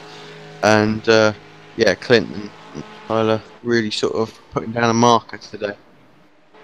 I was going to cut to the pit lane camera, but I think he's just beaten us out. Away goes Shiflett, and he's only lost 1 position in class, and that was to Steve Brown, who takes over the lead with a 41-second advantage. So when he comes in for what could be a 2-tyre stop, it could be a pretty close run thing when those two come out, because it was a longer pit lane time, I think. Actually, no, it was pretty similar. The first round. Oh no, that was because Shiflett did his 4-tyre stop, didn't he? So yeah, it should be about a 10-second quicker stop for Steve Brown when he comes in the not too distant future. There is Steve Brown, in fact, just going down the roller coaster, down the back straight.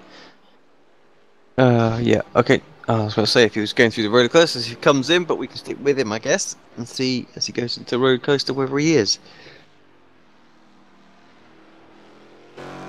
Here from the nose through the final corner. Car just sort of pinned to the inside so you don't drift out wide and off the circuit. Even more critical when you need to pit, especially if you're low on fuel. That final corner he goes. Is he going to come in? No, he doesn't. He stays out. No.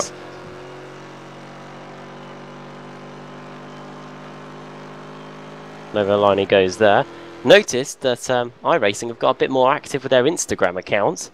And I think they were at Lime Rock Park either today or yesterday, Alex. So we could be seeing an updated Lime Rock in the not too distant future. Oh, we do want an updated Lime Rock. But what we really want is an updated Silverstone. Come on, iRacing. Every time I commentate. Silverstone, Silverstone, Silverstone. One of the biggest motorsporting venues in the world. And got the oldest track on iRacing on there. It looks terrible at the end of the day. It's not a very good advert. So I can see this because we're not on iRacing Live, but you know, if somebody does watch it back, then you know, it's poor marketing at the moment. And I have to say, I have to defend it some of the random people who come on and go, "Oh, what game's this?" And you're like, iRacing. Oh, okay. Like, how old is it? And he's like, well, it came out in there and it was updated. And it's like, well, when do they update the tracks? Because, you know, it hasn't been like this for 8 years. Like, well, they've scanned it. It's due anytime soon. Apparently it's the next road course. I'm like, yeah, okay. A bit slow, isn't it? 8 years. It's a bit, it's a bit of a waiting game. I think iRacing is entering its 10th year now of existence. I think it came out in 2008. iRacing, didn't it? So Yep. And yeah, and the current version of Silverstone with the wing has been in action since, well, unofficially since 2010. The start-finish line moved in 2011. So yeah, it is overdue. And yeah, that was it. The track changed, didn't it? But like you say, the wing wasn't finished and kept it at the original pits. But yeah, I do remember. I think I was there actually, 2010, the first year. Oh yeah, that they did there. I sat at Abbey Corner for the first time to witness them absolutely steaming it around there, and was the wing was still just basically a construction site with steel support beams. That was pretty much all that was in place and ready. not bad for a number 2 driver. That's the main thing to take away from the 2010 race. That, and I think an irate Fernando Alonso on the team radio. That seems to ring a bell about that one. When's that ever not an issue?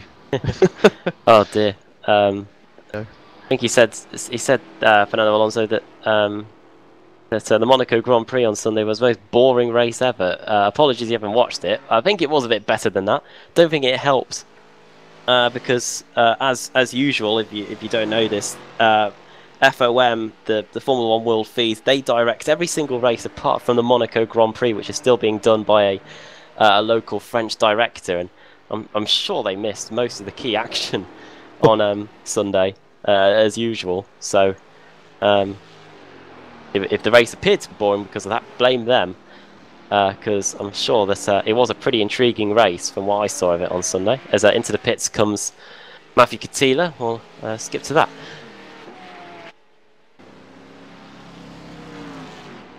Where he goes, 17.2 second stop. So that looks like it's going to be. It must have been 2 tyres. And Jeff Jacobs has just come in as well. I was about to say, yeah, Jeff Jacobs in as well. Well, there we go. Bobby Charles in too for the Friday night racing crew. We're now into the final hour of the race. 53 minutes. I don't mean this in any mean way, guys, but yeah, it's just because I want me bed. I wouldn't recommend bringing any duvets in, Alex. I did that once with a Ricmotech series race before, and I was literally just chatting rubbish by the end because I was just nodding off. But away goes Jeff Jacobs in the Team Street Survival. Alex is surviving, and Jeff Jacobs doing a good job as well. Comes away in the last position in the Mustang category at the moment. It's into the pits. Comes our leader, Steve Brown, and this is going to be interesting because we'll have to wait and see whether Tyler Shiflett emerges ahead. Out comes the Mustang then. Where is Shiflett? He's just coming onto the front straight. So it looks like the different strategies have worked in favour of Steve Brown. Steve Brown officially now is the race leader by quite a margin as well, 7 seconds. They're comfortable. And of course their car did get held up for quite some time, didn't it, in that after the first pit stop. Battles that we'd seen, they were having to stay behind, so yeah, goes to show 7 seconds. That's a lot of time. We have to see what Tyler Shiflett can do now in the Meh Motorsports Ford Mustang as Travis Davis tries to get by. Nicholas Bailey has just come into the pits in the Ford Mustang, so he's making what should be his final visit to the pits. Missing the driver by position. There he is. Tyres getting changed. in terms of the Mazdas, Childs has emerged in 20th position, which is first, second, third, fourth overall, fourth in the Mazda class. We'll wait and see what happens in terms of their pit stops, because so far he's the only one that's made a second visit to the pits. So we'll wait and see what happens on that one in that class, and I wonder if that's enough to get him home from there. With 50 minutes to go. I think from the notes that you got this earlier on today, I think that's all we're expecting to see, isn't it? So yeah. I'm not 100% sure, but yeah, something might have changed with track conditions or something. Might bring them in next time, but I don't think. Some snacks I can hear rustling up. Oh, I'm just sort of yeah, apologies. I'm just sort of tidying up actually. Oh yeah. Because like I say, I'm on my feet to make sure that I don't fall asleep, and I just thought, oh, I'll do that. But actually, I was going to go and put another black coffee on just to help me survive the last sort of 40 to 50 minutes of this race, if that was okay. Yeah, we could also maybe even squeeze in our second commercial break. Well, I'll run the long advert again, and that might just give me enough time. Oh, So okay. We will, yeah, we'll be back in just just a second.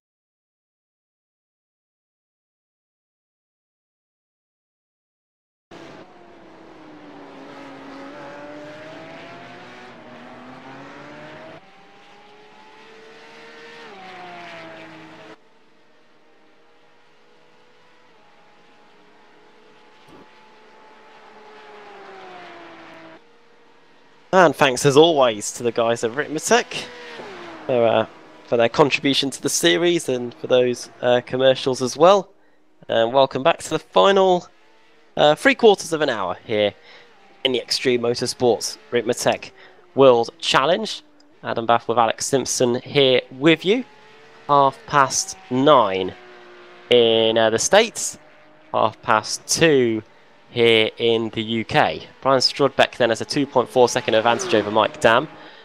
He's been helped by the traffic, and well, Mike Dam hasn't helped Mike Dam really. He had got the gap down, but Can I just allude us to a possible battle that could be going on between Dave Fitzgerald and Matthew Catila? That looks like quite a good one. The Mustangs. We haven't seen too much of Dave in this race so far, so. Oh wow, it's a free car scrap. Yeah, Hall there as well, yeah. Taylor and Fitzgerald, yeah. Also got a Porsche in the mix there. That's number 95. That's Michael Ruddock with the Lightning McQueen Rusty's sponsorship. Oh, and that's a mistake there by Justin Hall in the HJ Motorsports car, which is just bunching things up even more. Surely now the Porsche will be able to put the foot down and get by. Let's go to the chopper here so we can see it happen. Oh, there goes the Porsche. It's through, but I changed the camera, so yeah, it's so quick. But when through the middle of the course, I can't do anything, of course. But Yeah, so just to sort of sit tight and we'll get a good run here, enough to... Oh, well, I thought, perhaps a bit nervous with the car going off, but could have got it done into the oak tree as well, but there's no need, is there? They're that much faster down this back straight that you can wait, you can lose a half a second and make sure you're going to not get involved in some sort of crash. Just get them on the next straight. And you can see it's wheel to wheel there behind. Katila versus Fitzgerald here as we go over the top of the hill. It looks like Katila's going to get the move done in the yellow and blue Katila Engineering Mustang, and indeed he does. That's Dave Fitzgerald in the Booligan Racing. A Ford down to 1, 2, 3, 4, 5, 6th position now in car 69. With they're really racing each other as well, because Katila's been into the pits a second time. Oh, look at this. Oh. In the box, who have we got in there? Our two leaders.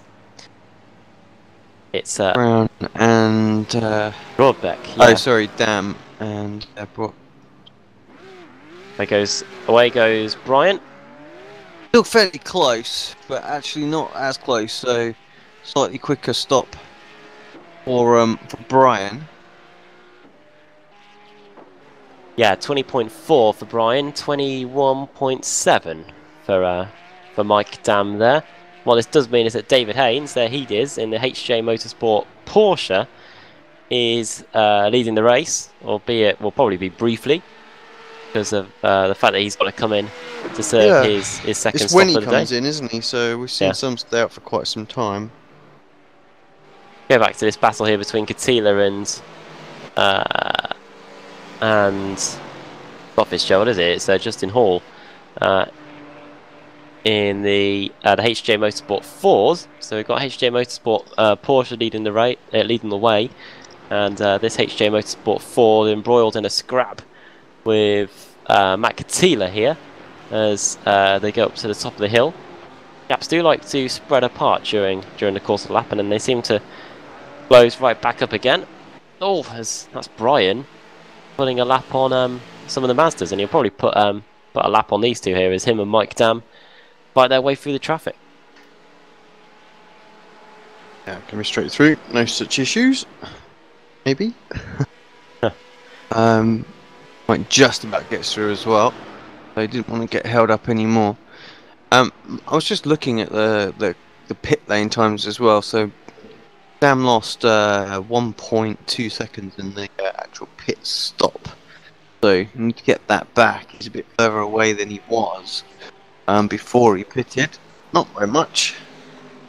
Is that? It seems to me that he's quicker overall, but the little things at the moment, which we normally sort of praise Mike on getting right, absolutely nailing pit stops to the shortest possible time.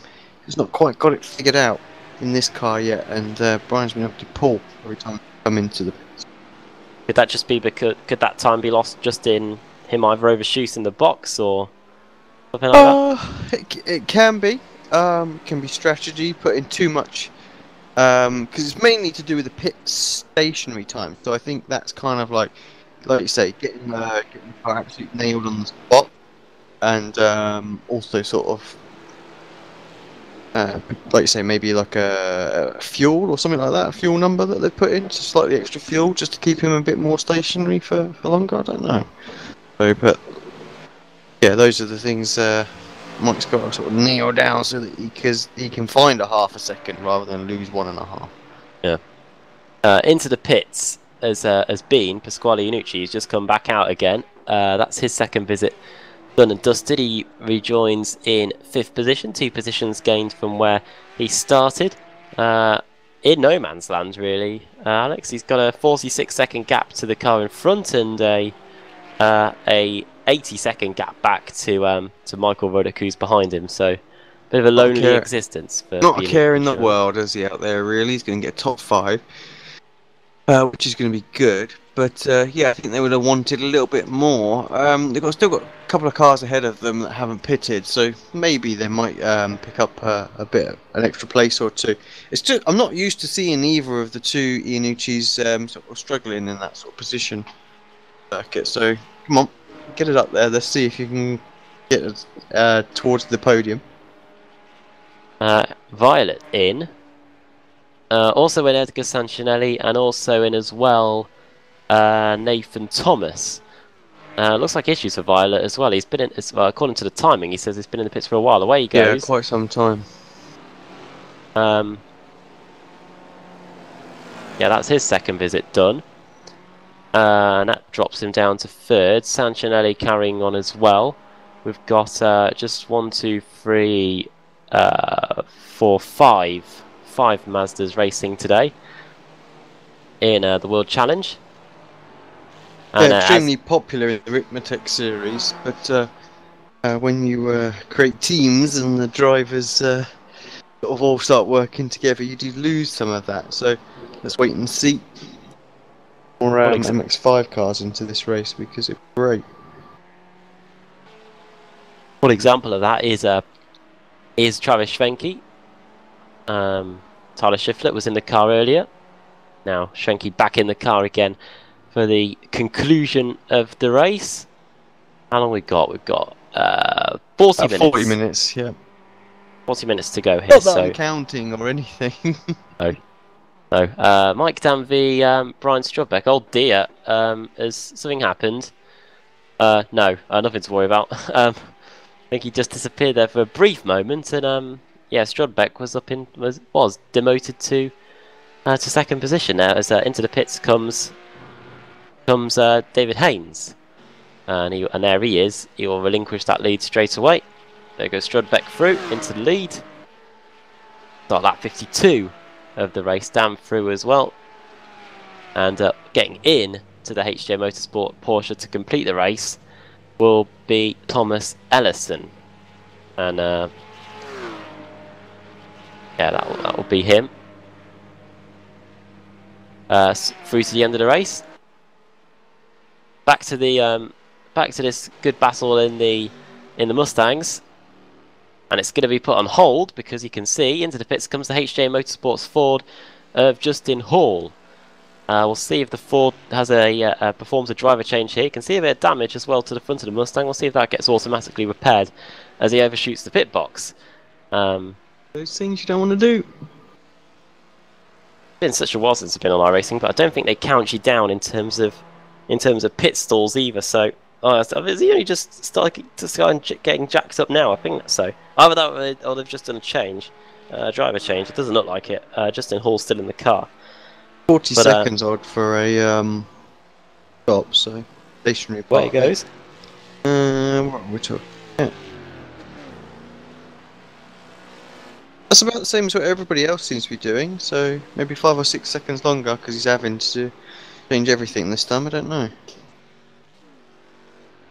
But crucially, no driver swap. Yeah, no driver swap for Hall. Now he's on his way. Obviously, not the only Hall that we see on the Apex Racing TV channel. Michael Hall and many others, including Alex Simpson, racing in the British Sim Racers Touring Car Championship, which you can see on Thursday, racing at the Autodromo Enzo Edino Ferrari after racing at Spa last week. So thanks for reminding me where I am. Yeah. how did the protest go in the end? I don't know. I haven't looked. Oh, yeah. Should have been some sort of solution yesterday, shouldn't there? So I'll have to check. So it'll be what it'll be. Be able to see that at 8 PM BST, British Summer Time. If you're in the States, that is 7, 6, 5, 4, 3 PM. 3 PM in the afternoon. So if you are at work, feel free to stick it on. Yeah, I got it somewhere. Just it's research. Yeah. But, interestingly, at work, we've had a whole lot of games consoles put in and encouraged to go on it to increase bonding with our colleagues at work. Okay, yeah, fair enough. Yeah. Interesting. I had a few games of Mario Kart last week. Yeah. And what's that? BBC or? That is Manchester United. Yeah. Yeah. Yeah. That makes sense. They seem like obviously being in the football industry, if you would have it as a business, you've got to be a very sort of progressive company, I think, and be right on the forefront of these ideas. Yeah, definitely. I was at the BBC on Sunday. I was having to message Andrew Woodhouse about it. I was doing a sport which I knew literally nothing about, the UFC. That and golf. Yeah, two sports I know nothing about. Was interesting, to be fair. Don't think I'd watch it again. Not unless I had to, but yeah, still pretty good. This is the closest battle we've got on circuit at the moment. This is Jeff Jacobs versus Justin Hall in the Mustang category. Both drivers have pitted now. Yeah, in fact, just on my timing screen, it's the only one I can see within a half a second of each other at the moment. There's no one even within a second. So, apart from this one battle. Yeah. Helpfully on this live timing package that we've got, if there's a close battle, the usually white letters and numbers on the timing screen will change to either yellow or orange. So it's easy to pick out what close battles we've got. And yeah, this is the only one on the timing screen at the moment as we head towards the final half an hour of the Ricmotech World Challenge. While we get there, let me just tell you where the series is going over the course of the season. A few weeks' time, on June the 18th, going to be at the Glen, Watkins Glen, for the Coca-Cola 135, 135 minutes around the Glen. Then on July the 9th, fortunately June the 18th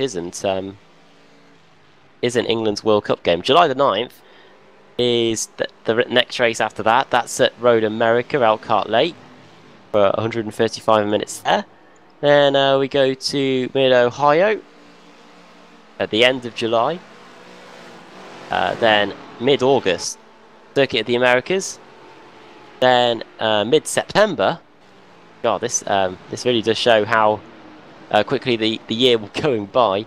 We'll be at Monza for the Vodafone 135, and then to round out the season, we go to Sebring in Florida, and the usual Ricmotech end of season party at Road Atlanta. Yeah. That's what we've got there. And of course, got a message on the chat, Adam. Sorry to interrupt you there, from David Haynes. He's just said, obviously, Tom Ellison is in for the rest of this stint. He felt like he had a reasonable stint. Could have been a little bit tidier in places, but still a good stint. And now to Ellison to try and bring it home and pick up some extra place. Good to hear from some of the drivers, mainly because when we finish tonight, I think it's going to be a pretty short post-race show. Well, I'm afraid to say I'm going to cut the post-race show. So I'm really sorry, guys, but honestly, it's I'm dead to the world, and it's me who has to stay and leave the stream going and things like that. So, yeah, sorry. I know it sucks, but I hope you appreciate. I will be at about 23.5 hours awake at that point. And I'm barely awake now. Hence some of the gibberish I'm coming up with. Yeah, I did that a few weeks ago. Stayed up from, and it was a pretty lively day as well. I woke up on a Tuesday morning, went and did some filming for a university project. Then went to watch a football match in the evening. Got back home. Then did my editing for the university work through the night. And then, collapsed at about 1:30 in the afternoon the following day, after being up for about a good 27 hours or so, and then woke up again at about 9 o'clock in the evening. It was a bit weird, but the pressures of work there. Well, David's in the room below. Should we grab him in now? And if there's anybody else who wants to come and have a little bit of a chat before the end of the race, feel free to do it. We'll try and kick you guys in now before the end. Yeah, because there isn't exactly much going on the circuit. That being said, we have got a few gaps that are now under half a second. Yeah. Tom Ellison v Pasquale Iannucci. We just said earlier that Iannucci was having a bit of a lonely race, but It's got a duel here. Stops and whatnot are changed, and all of a sudden it's changed. Yeah. Yeah. Well, we've got this pass on screen. Actually, we can drag in David Haynes, driving along with Ellison. So this could be interesting for us to have. We're looking at your driver here, David. He's got Pasquale Iannucci for company here in the final half an hour. Yeah, absolutely. Actually, an exciting time for me to join you guys as Thomas Pasquale just catching him. I think though I think Travis Davis ahead of us still needs to pit again, so I think this is really a battle for third and fourth. How's it going in terms of the endurance race? Both of you doing okay? No sign of tiredness yet in the closing stages? Well, actually, Tom Ellison was driving our real race car at Watkins Glen this weekend, and he did some 2-hour stints there. So I think 50 minutes in the virtual race car, he can handle it. Oh dear! Oh, why have I said that? Oh, he's collided with one of the Mustangs, and that wasn't in the script, was it? That was just trying to find who that was on the screen that he collided with. I think what's caught him out there is the Mustang's gone offline and then not backed out of it. Oh yeah, it was Christian Ost that he collided with there, and what that has done is it has demoted Ellison behind Pasquale Iannucci now, and a bit of damage as well to the rear, but it doesn't look like it's affected the handling, and yeah, we can see that the incident is under review now. I think I've already given my opinion on that. I think so. How much has then the racing experience at the Glen last week? How much has that transferred over to today at Virginia? I think there's a huge transfer back and forth between the real racing and the sim racing. Because Team Woodhouse, we were formed, Headstone Motorsports, we were formed as a sim team, and then we won a 24 hours of Spa, and we said, let's get a real race car. Let's go racing, do some endurance racing out there. And I think a lot of our guys that jumped into the real race car with no real even track driving experience, just the sim experience and a passion for motorsports, and done really well. This weekend we came 5th out of 26 or 28 cars in both of our races. So I think, and then there's a transfer from the real racing back into the sim, because I think the real racing gives you a bit more patience. Maybe Tom could have a teeny bit more of that, but yeah, there's a transfer back and forth, and it's great to be a bridge between those two racing worlds. I think he'll have you for that comment later. You know that. Teeny bit more patient. You'll be like, it was not my fault. You wait and see. I want to point out actually, David, that Travis is pitted now as well, so he's 10 seconds clear of you guys. So would have made for an interesting race, because I think you guys fairly even on strategy, but sorry, on pace. But yeah, Travis doing something with the strategy there. It's a bit different. Yeah, absolutely. With the compulsory tyre change at some point in the race, but fuel strategy, it means there's got to be 2 pit stops. There's a pretty wide fuel window, and then you can also change when you do your driver swaps, when you take your new tyres, and so that will change your pace out on the track. There's a lot of variables, and you can work your strategy, and I think that's something we're going to have a look at, work out better. And you mentioned the Glen. It's the next race meeting in the Ricmotech Challenge in a few weeks, so I'm guessing we can expect you to be on top form there, potentially going into that one.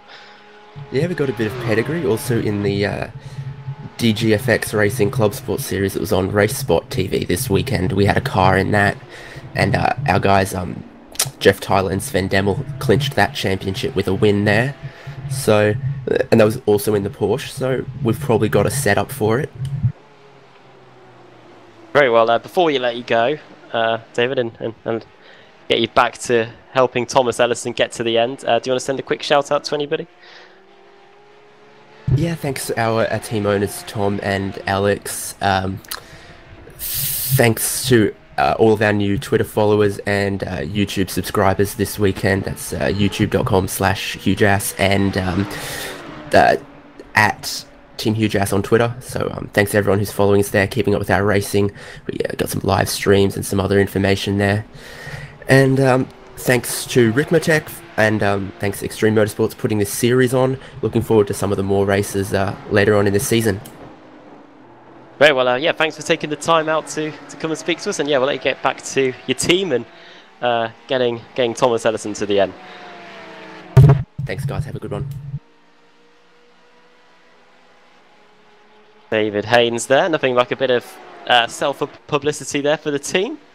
And doing what you can. Yeah, just behind him, he's got a car that's I think it's a lap behind. It's Ruddock, isn't it? Michael Ruddock. Now, I think Russell Ruddock serving as spotter for Michael now towards the end of the race. Yeah, and exactly that. You're right, they're a lap behind as well. Just before David joined us, there were a few battles where the gap had gone within under a second, but those have now stretched back open again, probably because of a few rounds of pit stops. We've currently got Matt Owens in the pit lane here in his TMC Racing Porsche. He's the last Porsche car currently running. Drew Eccles was out earlier on with something that we didn't really know what happened. So Mike yeah, Dam just put fastest sector 3 time in for the whole race, just that last time by. So maybe a big push towards trying to get back to Brian now. Well, I think it's a good thing that we said goodbye to Haynes, because the ruling from the stewards is that Thomas Ellison has indeed been black flagged. So, I'm guessing that is going to be a stop and go penalty. It's not as brutal as a black flag on the continent here in Europe, because black flag here means go home, your day's done. But here it's just a trip into the pit lane. Yeah, quick drive through, maybe a stop and go. Yeah. We'll get that sorted. Right then, we've got 24 minutes to go, and we can probably afford to run you through the state of play here as we look at Mike Dam, who currently sits in second position, who won the opening race of the season here in the Ricmotech World Challenge a few weeks ago at a Canadian Motorsport Park. Brian Strudbeck then leads 2.3 seconds over Mike Dam in second. There's nearly a minute back to TD, Travis Davis in third, then Pasquale Iannucci in fourth, then Tom Ellison in fifth. Don't know and he probably will stay there after he's made his visits through the pits, because Michael Ruddock is a lap behind. Then it's Kevin Shannon, and then it's Matt Owens, who we saw earlier just making his second visit to the pits. Then we've got the Mustangs. It's Steve Brown leading the way there ahead of Tyler Schiffler. 9 seconds between them after varying strategies between those two have resulted in Steve Brown leading the race, in that class anyway. Then it's Matt Catila in third, then it's Nathan Thomas fourth, Dave Fitzgerald fifth, Jeff Jacobs in sixth. Then we've got two cars very close for comfort. It's Justin Hall and Nicholas Bailey. In fact, that's a 3-car duel, isn't it? There they are. And then we've got the Mazdas, where it is very, very spread out in that category. Travis Schwenke has a 90-second advantage over Bobby Childs in second. Then it's half a minute back to Eric Violet in third, and a further 40 seconds back to Edgar Sancinelli, and then it's nearly 2 minutes back to Brandon Whitworth.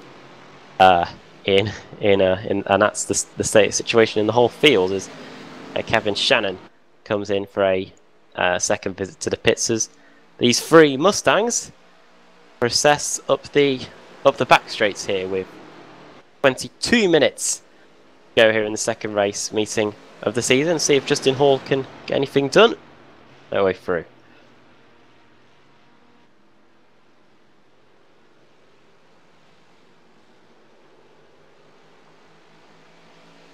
We're back with Alex in a minute. Too much coffee, basically. Going through the final corner, we'll see if anything can get changed. These three are about to gain a few positions, I think, because Dave Fitzgerald has just come into the pits and handed over to Mike Monaghan for the final stint of the race.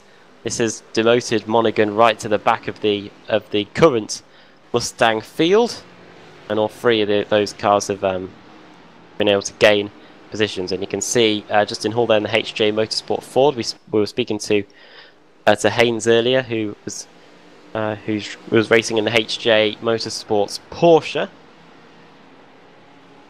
And yeah, this is the closest battle we've got on the circuit, with just over 20 minutes to go here. Also, Ricmotech Sports Car Series will be back next week. We had a hour-and-a-half endurance race at Bathurst, which didn't go according to plan, and has resulted in the race results being thrown out for that one. But yeah, the series will be back next week on a Monday night, and we'll look forward to that one. Don't think it'll be too long before the World GT Championship will be back as well. That's on a Monday evening before preceding the Ricmotech Sports Car Series. 3 sprint GT races.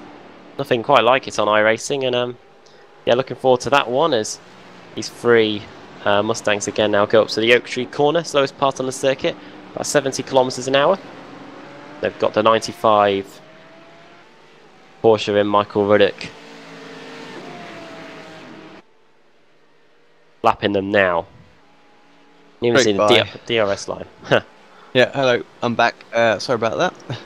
All this coffee, you see, just trying to keep awake is, yeah, making me visit the little boys' room.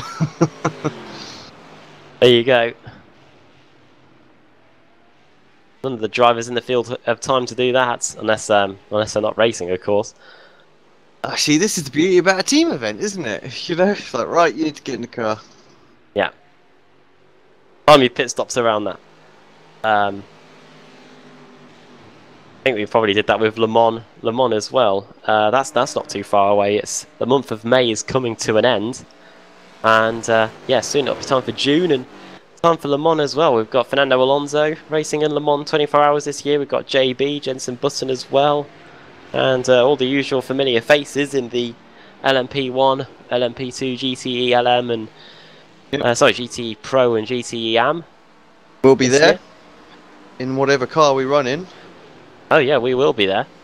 The thing, are we gonna LMP1 it, or are we gonna be in the new GTE Porsche? That's the thing. I think I wouldn't know where to begin with the LMP1. I have in to all say honesty, it'd be a lot easier to drive because you haven't got to worry about the hybrid energy. That's for sure. Remember, pain in the butt to drive, that is, because you're constantly watching the energy levels to see where you're at. Worse than the Formula 1 car. Will be interesting to see the participation levels for that class. Last year for Le Mans, because of the arrival of both the Ferrari and the Ford, no one wanted to drive the HPD. So the split that we were in for our Le Mans 24 hours race was made entirely of GTs, which helped in terms of no fast traffic to deal with. But it did still have the occasional noob. Yeah, there it did. Yeah, well, actually, I think the way iRacing had done this, very clever, because I do believe, you know, obviously with the LMP1s, it would have been a very, very heavy focus on LMP1s this year, just because it is Le Mans. With a few HPD, but very, very, very few. And the hardcore sort of GT fans, you know, GT3, GT. So.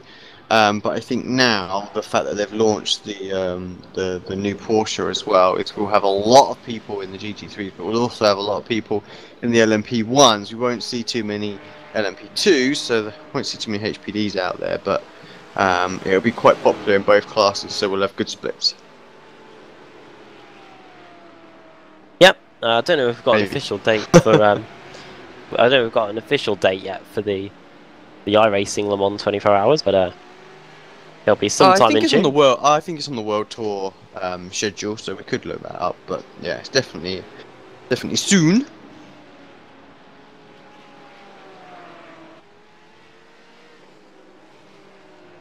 Look forward to it as well. Yeah, in terms of the HPDs last year, it was mainly just the top teams that were doing it, and due to some of the server issues in the top split, that race had to track, didn't they? That race had to get abandoned in the end. We carried on in our lower split. We actually managed to complete the 24 hours in the end, by hook or by crook, really. Car was a write-off by the end, unfortunately. Well, it could have been easily repaired if someone had just That's on the rear wing. You get the hammer out on the wing, you know? Yeah. Take it off, that would be better. To be honest. Yeah, that was quite frustrating. Got quite close at the very front now, hasn't it? 0.7 of a second the gap is down to. Go and have a look at that, actually. As we run in, just 16 minutes to go. And, yep, the race is on. Oh! And as we cut to it, you can see Brian Strudbeck having to deal with one of the Mazda MX-5s here. And Mike Am could sense an opportunity here with a quarter of an hour to go. Coming up on one of the Mustangs, he should be able to deal with that with ease. Brian Strudbeck and Mike Dam. Let's have a look back from the gearbox of Brian Strudbeck here as we go into the very first corner after the straight, which isn't really straight. See Mike Dam scrambling for grip as tries to hunt down Brian Strudbeck here with what will be just a few laps to go. It is one of the longest laps of the season. And with just under 15 minutes to go, yeah, we're not going to be seeing too many more laps between now and the checkered flag. But let's see if Mike Dam can gain any time, and if he can, whereabouts on the circuit he'll be able to do so. There goes Katila. That's him getting lapped. You would have thought, actually, there's been a reasonable amount of draft in these cars, but it doesn't appear to be a great deal. Definitely not, no. But good line through there by Mike Dam. Now up to the top of the hill, into the Oak Tree Bend. As close as Dam has been in a while, but great exit by Brian Strudbeck there. Was, so yeah, very solid. Needed it as well, being how close they were.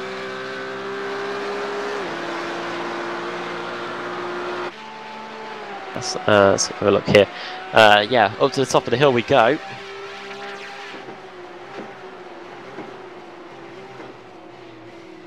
Dam very late on the brakes, but just not able to forge an opening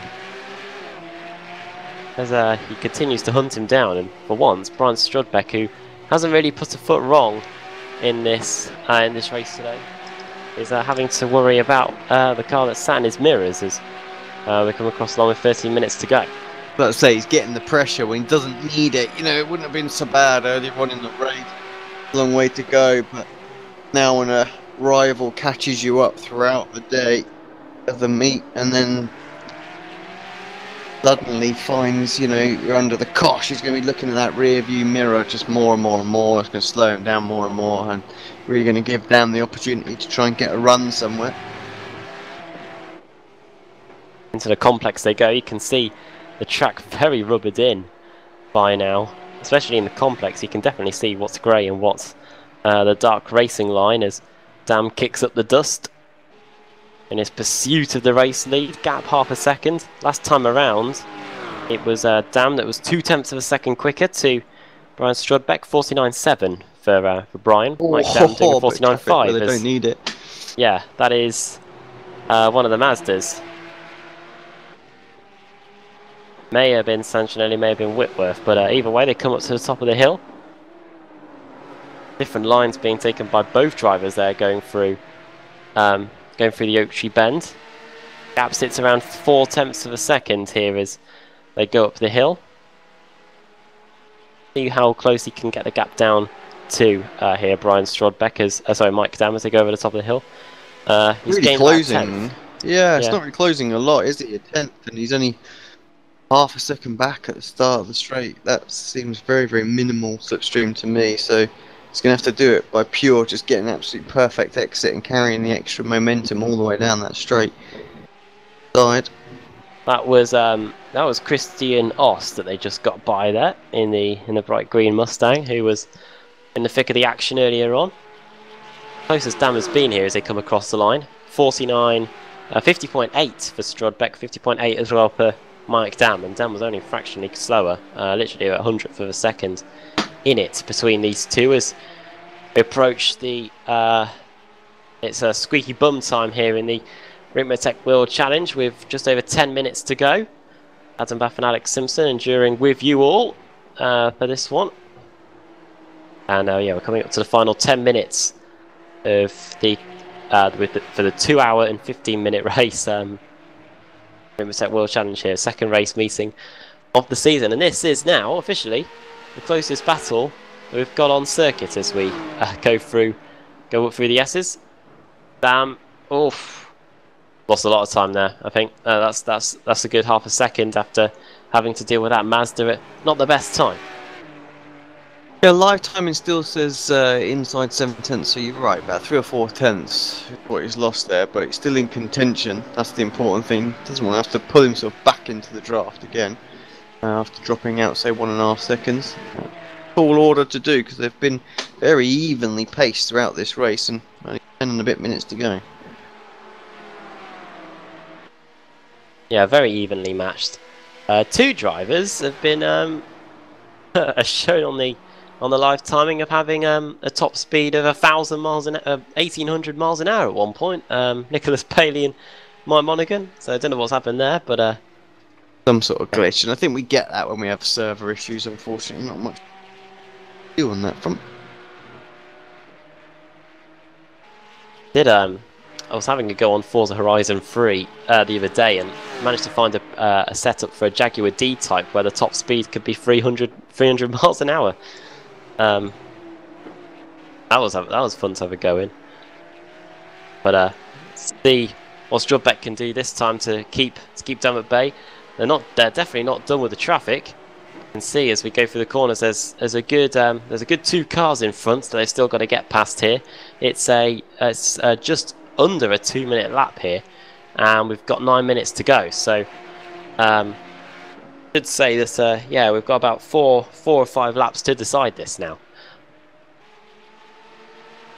Good, that's what we want, really. I was a bit worried at the start of the race when everybody started to spread out after about lap 4 or 5. I was thinking, oh God, please tell us we have something for the win at the end of the race, and that's absolutely what we have got. Fortunately for Damno, he didn't lose too much time, did he, behind the Mazda? I was worried that could be a bit of an issue. A little bit, but not much. And then onto the back straight they go. It's about 8 tenths of a second, 9 tenths of a second as they build up the speed this time. I think they've got more lap traffic coming up in a minute. They've got to negotiate. There it is, you can just see in front, it's one of the Porsches and a lock-up there.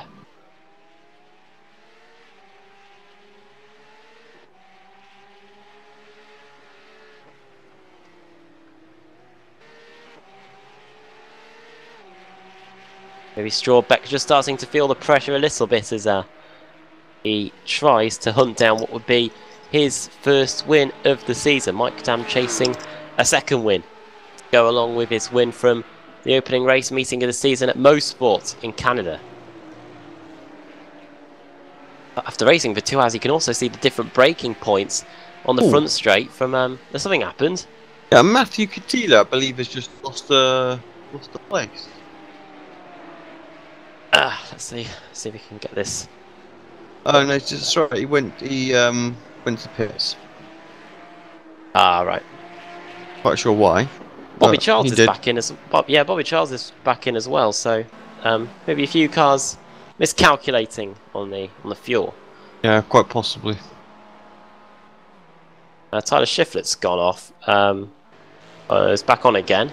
Maybe it might have just triggered something by putting a wheel or two off the course, going through one of the corners, and back to the battle at the front of the field as they go up to the oak tree again. Mike Dam and Brian Strawbeck.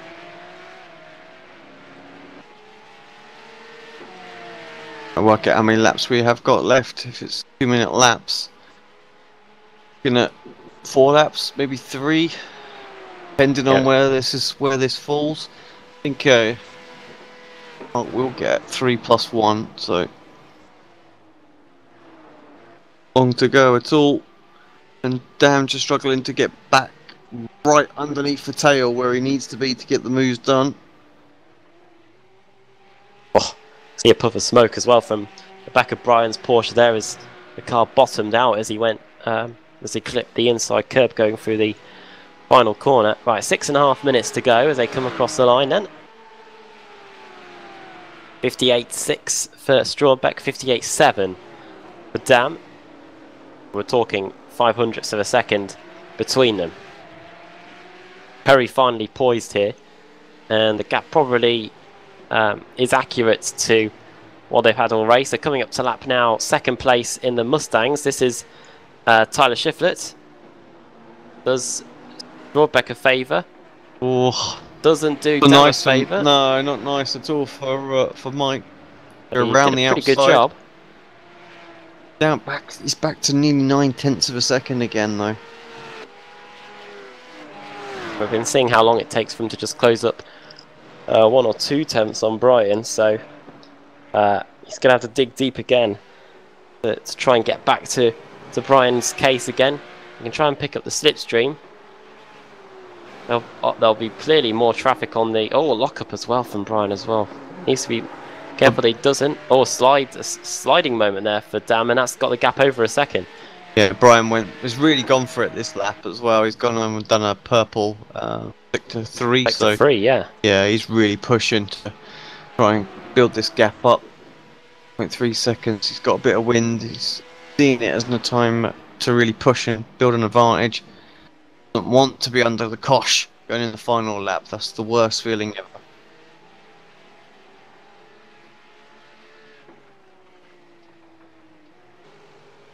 Coming up on some Mustangs then. This is our leader, I think, Steve Brown, that they're about to put another lap on.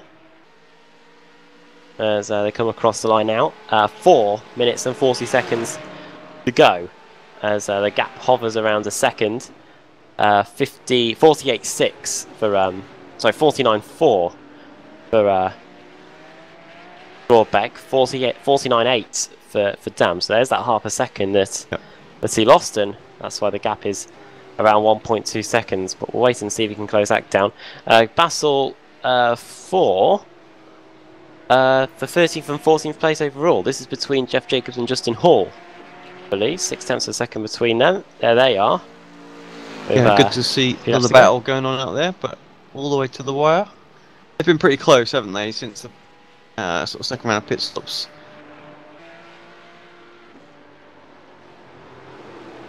Yeah, the bright red 38 of Jeff Jacobs in Team Street Survival, and Justin Hall in his HJ Motorsports Ford Mustang with a bit of damage there to the front right of the car. And now this is the closest battle on the circuit after Strawbeck and Dam's gap has opened up to 1.1 seconds. Looking at where Strawbeck and Dam are on the circuit, there they are. When they get to the line, they'll be starting the penultimate lap here at Virginia International Raceway. Here comes Strawbeck to ruin the party. This could ruin Strawbeck's party as well here. Yeah, actually I think that was perfect for Brian, because he's got a car in between that's just going to build that gap up even more. So, watch this battle.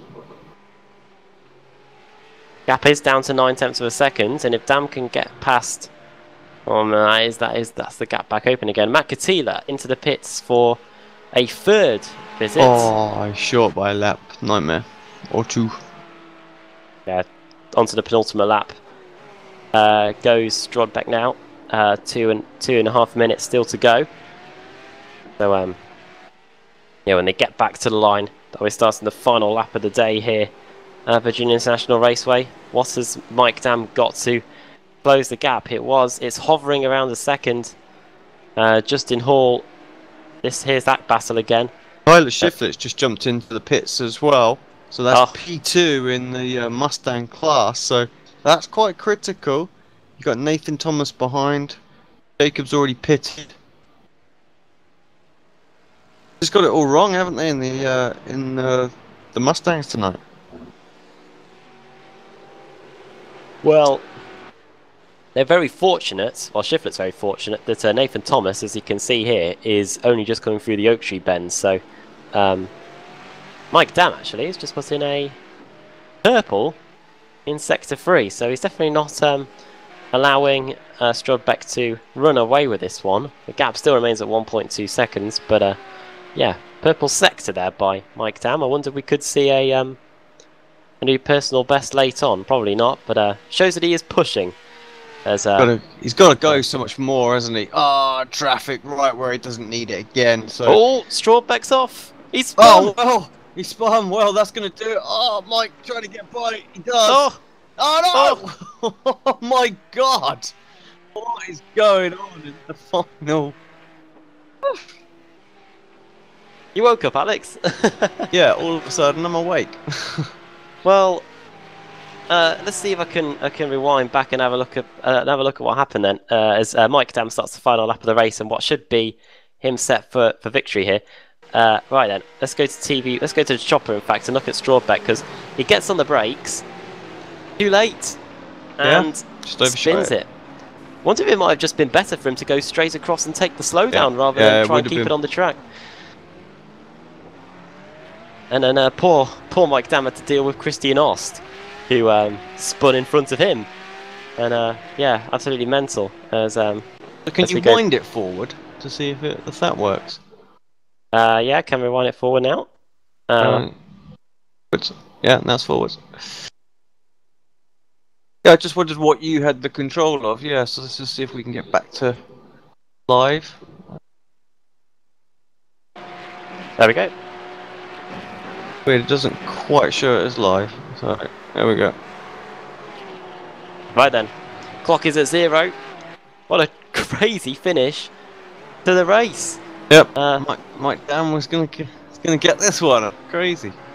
Well, he won the opening race of the season at Virginia. Oh, Strawbeck nearly went again then, going on the exit of the oak tree bend, and you got a feel for him. Pretty much has led every single lap here today, and he's not going to lead the most important one. That's what matters anyway. Going up to the top of the hill then, Mike Dam, he hasn't got any traffic to deal with here, and he's just got to get through the final few corners, and he'll have the second race of the season wrapped up in crazy circumstances here in the final. Well, oh, drifting going out the final corner. Yeah, nice little drift. Checkered flag at the ready then. And the second race meeting of the season in the Extreme Motorsports Ricmotech World Challenge does go to Mike Dam. He makes it 2 out of 2 here. Brian Strawbeck, he'll be happy with a second, but I'm sure after leading so much of that race, he'll have wanted the win. Next up is Steve Brown, or what's left of him. Keeps blinking in and out, but he's going to come through and take the victory here in the Mustangs. Don't know whether Travis Fenke has already taken the flag. He might have just managed to escape through for one more lap of the circuit. But here comes Steve Brown.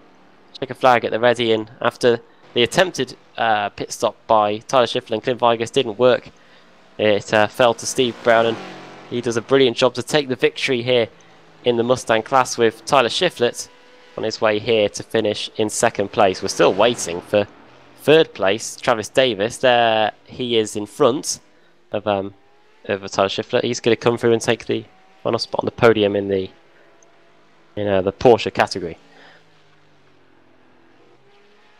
Well, good race, and ended in dramatic fashion, really, didn't it? So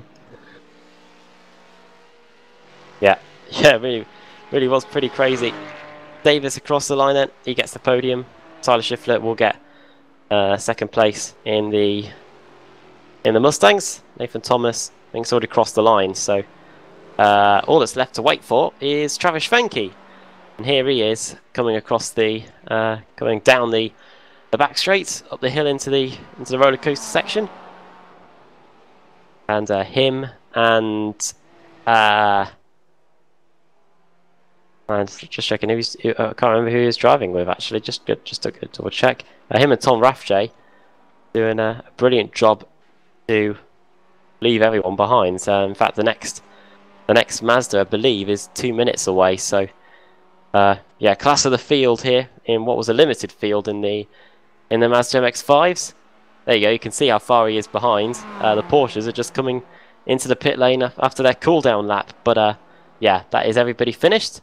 And we'll go to our scenic cam and get the race results up, and we can run you through how they finished here in the second race meeting of the day in the second race of the season. Sorry, in the Ricmotech World Challenge. Mike Dam then wins. Remarkably, really, I was worried that the Mustang that was spinning in front of him, and Christian Oss would have taken him out as well. But he managed to hold on and come through and take the win after applying some pressure late on to Brian Strodbecker. Maybe that is what pushed the Porsche driver into making a mistake late on.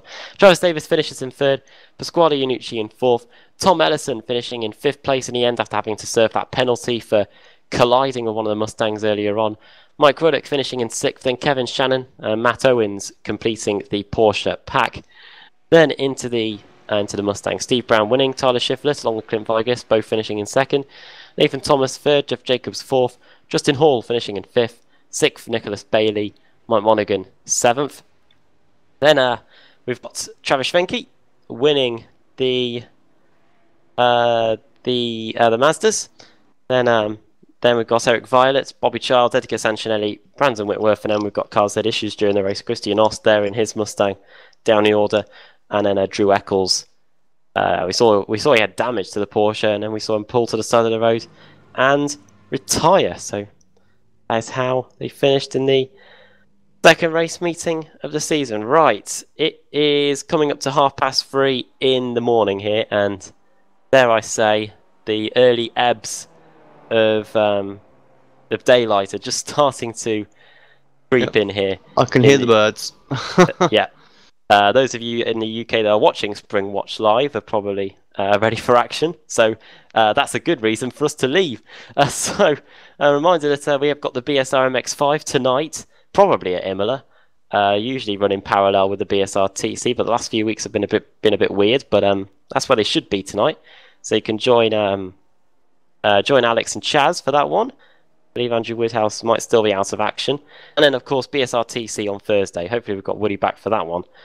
Otherwise, I might have to draft Chaz in for that one as well. And before we go, just a reminder to give us a subscribe and a like as well. Helps the channel grow. And if you turn the post notifications on, you'll be notified of when we go live. So you'll be able to join us for all the action. But unfortunately, we won't be able to do any interviews today just because of how long this event's gone on for. But I was going to very, very quickly just give Steve Brown and Mike Dam the opportunity to give a quick shout out before we head off, because we are extremely late here. And yeah, sorry guys, I've been awake for about 23.5 hours now, and I'm falling asleep in my rig. So yeah, Mike, to you first. Give a shout out. Who made it happen? Quick, 30 seconds, mate.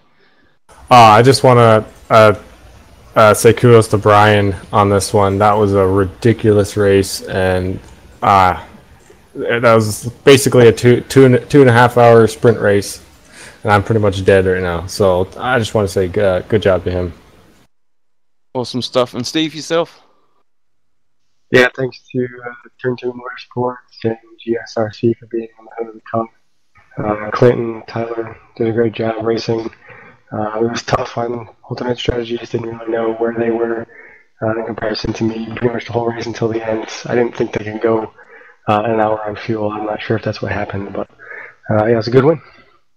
Awesome. Thanks, guys. We'll catch you next week for Sports Car Series, and then the next round as well. See you guys. Thank you. Thank you. We managed to get two drivers in quickly then, and two drivers that we kept our eye on quite a bit there. Mike Dam winning the race in dramatic fashion, and Steve Brown doing a good job with the strategy to get the GSRC Mustang across the line. So yeah, that is it now from the Ricmotech World Challenge here at Virginia International Raceway. Well, thanks to Alex for putting the stream on and for doing the cameras and trying to stay awake. And trying to stay awake. I know we took shifts in terms of operating the cameras, but yeah, it was still an entertaining race, and yeah, make sure you can join us later on today for the BSR MX-5. I think we're off to get some sleep. So see you next week here for the Ricmotech Sports Car Series, and see you in 2 weeks' time for the next race meeting of the Ricmotech World Challenge. Good night.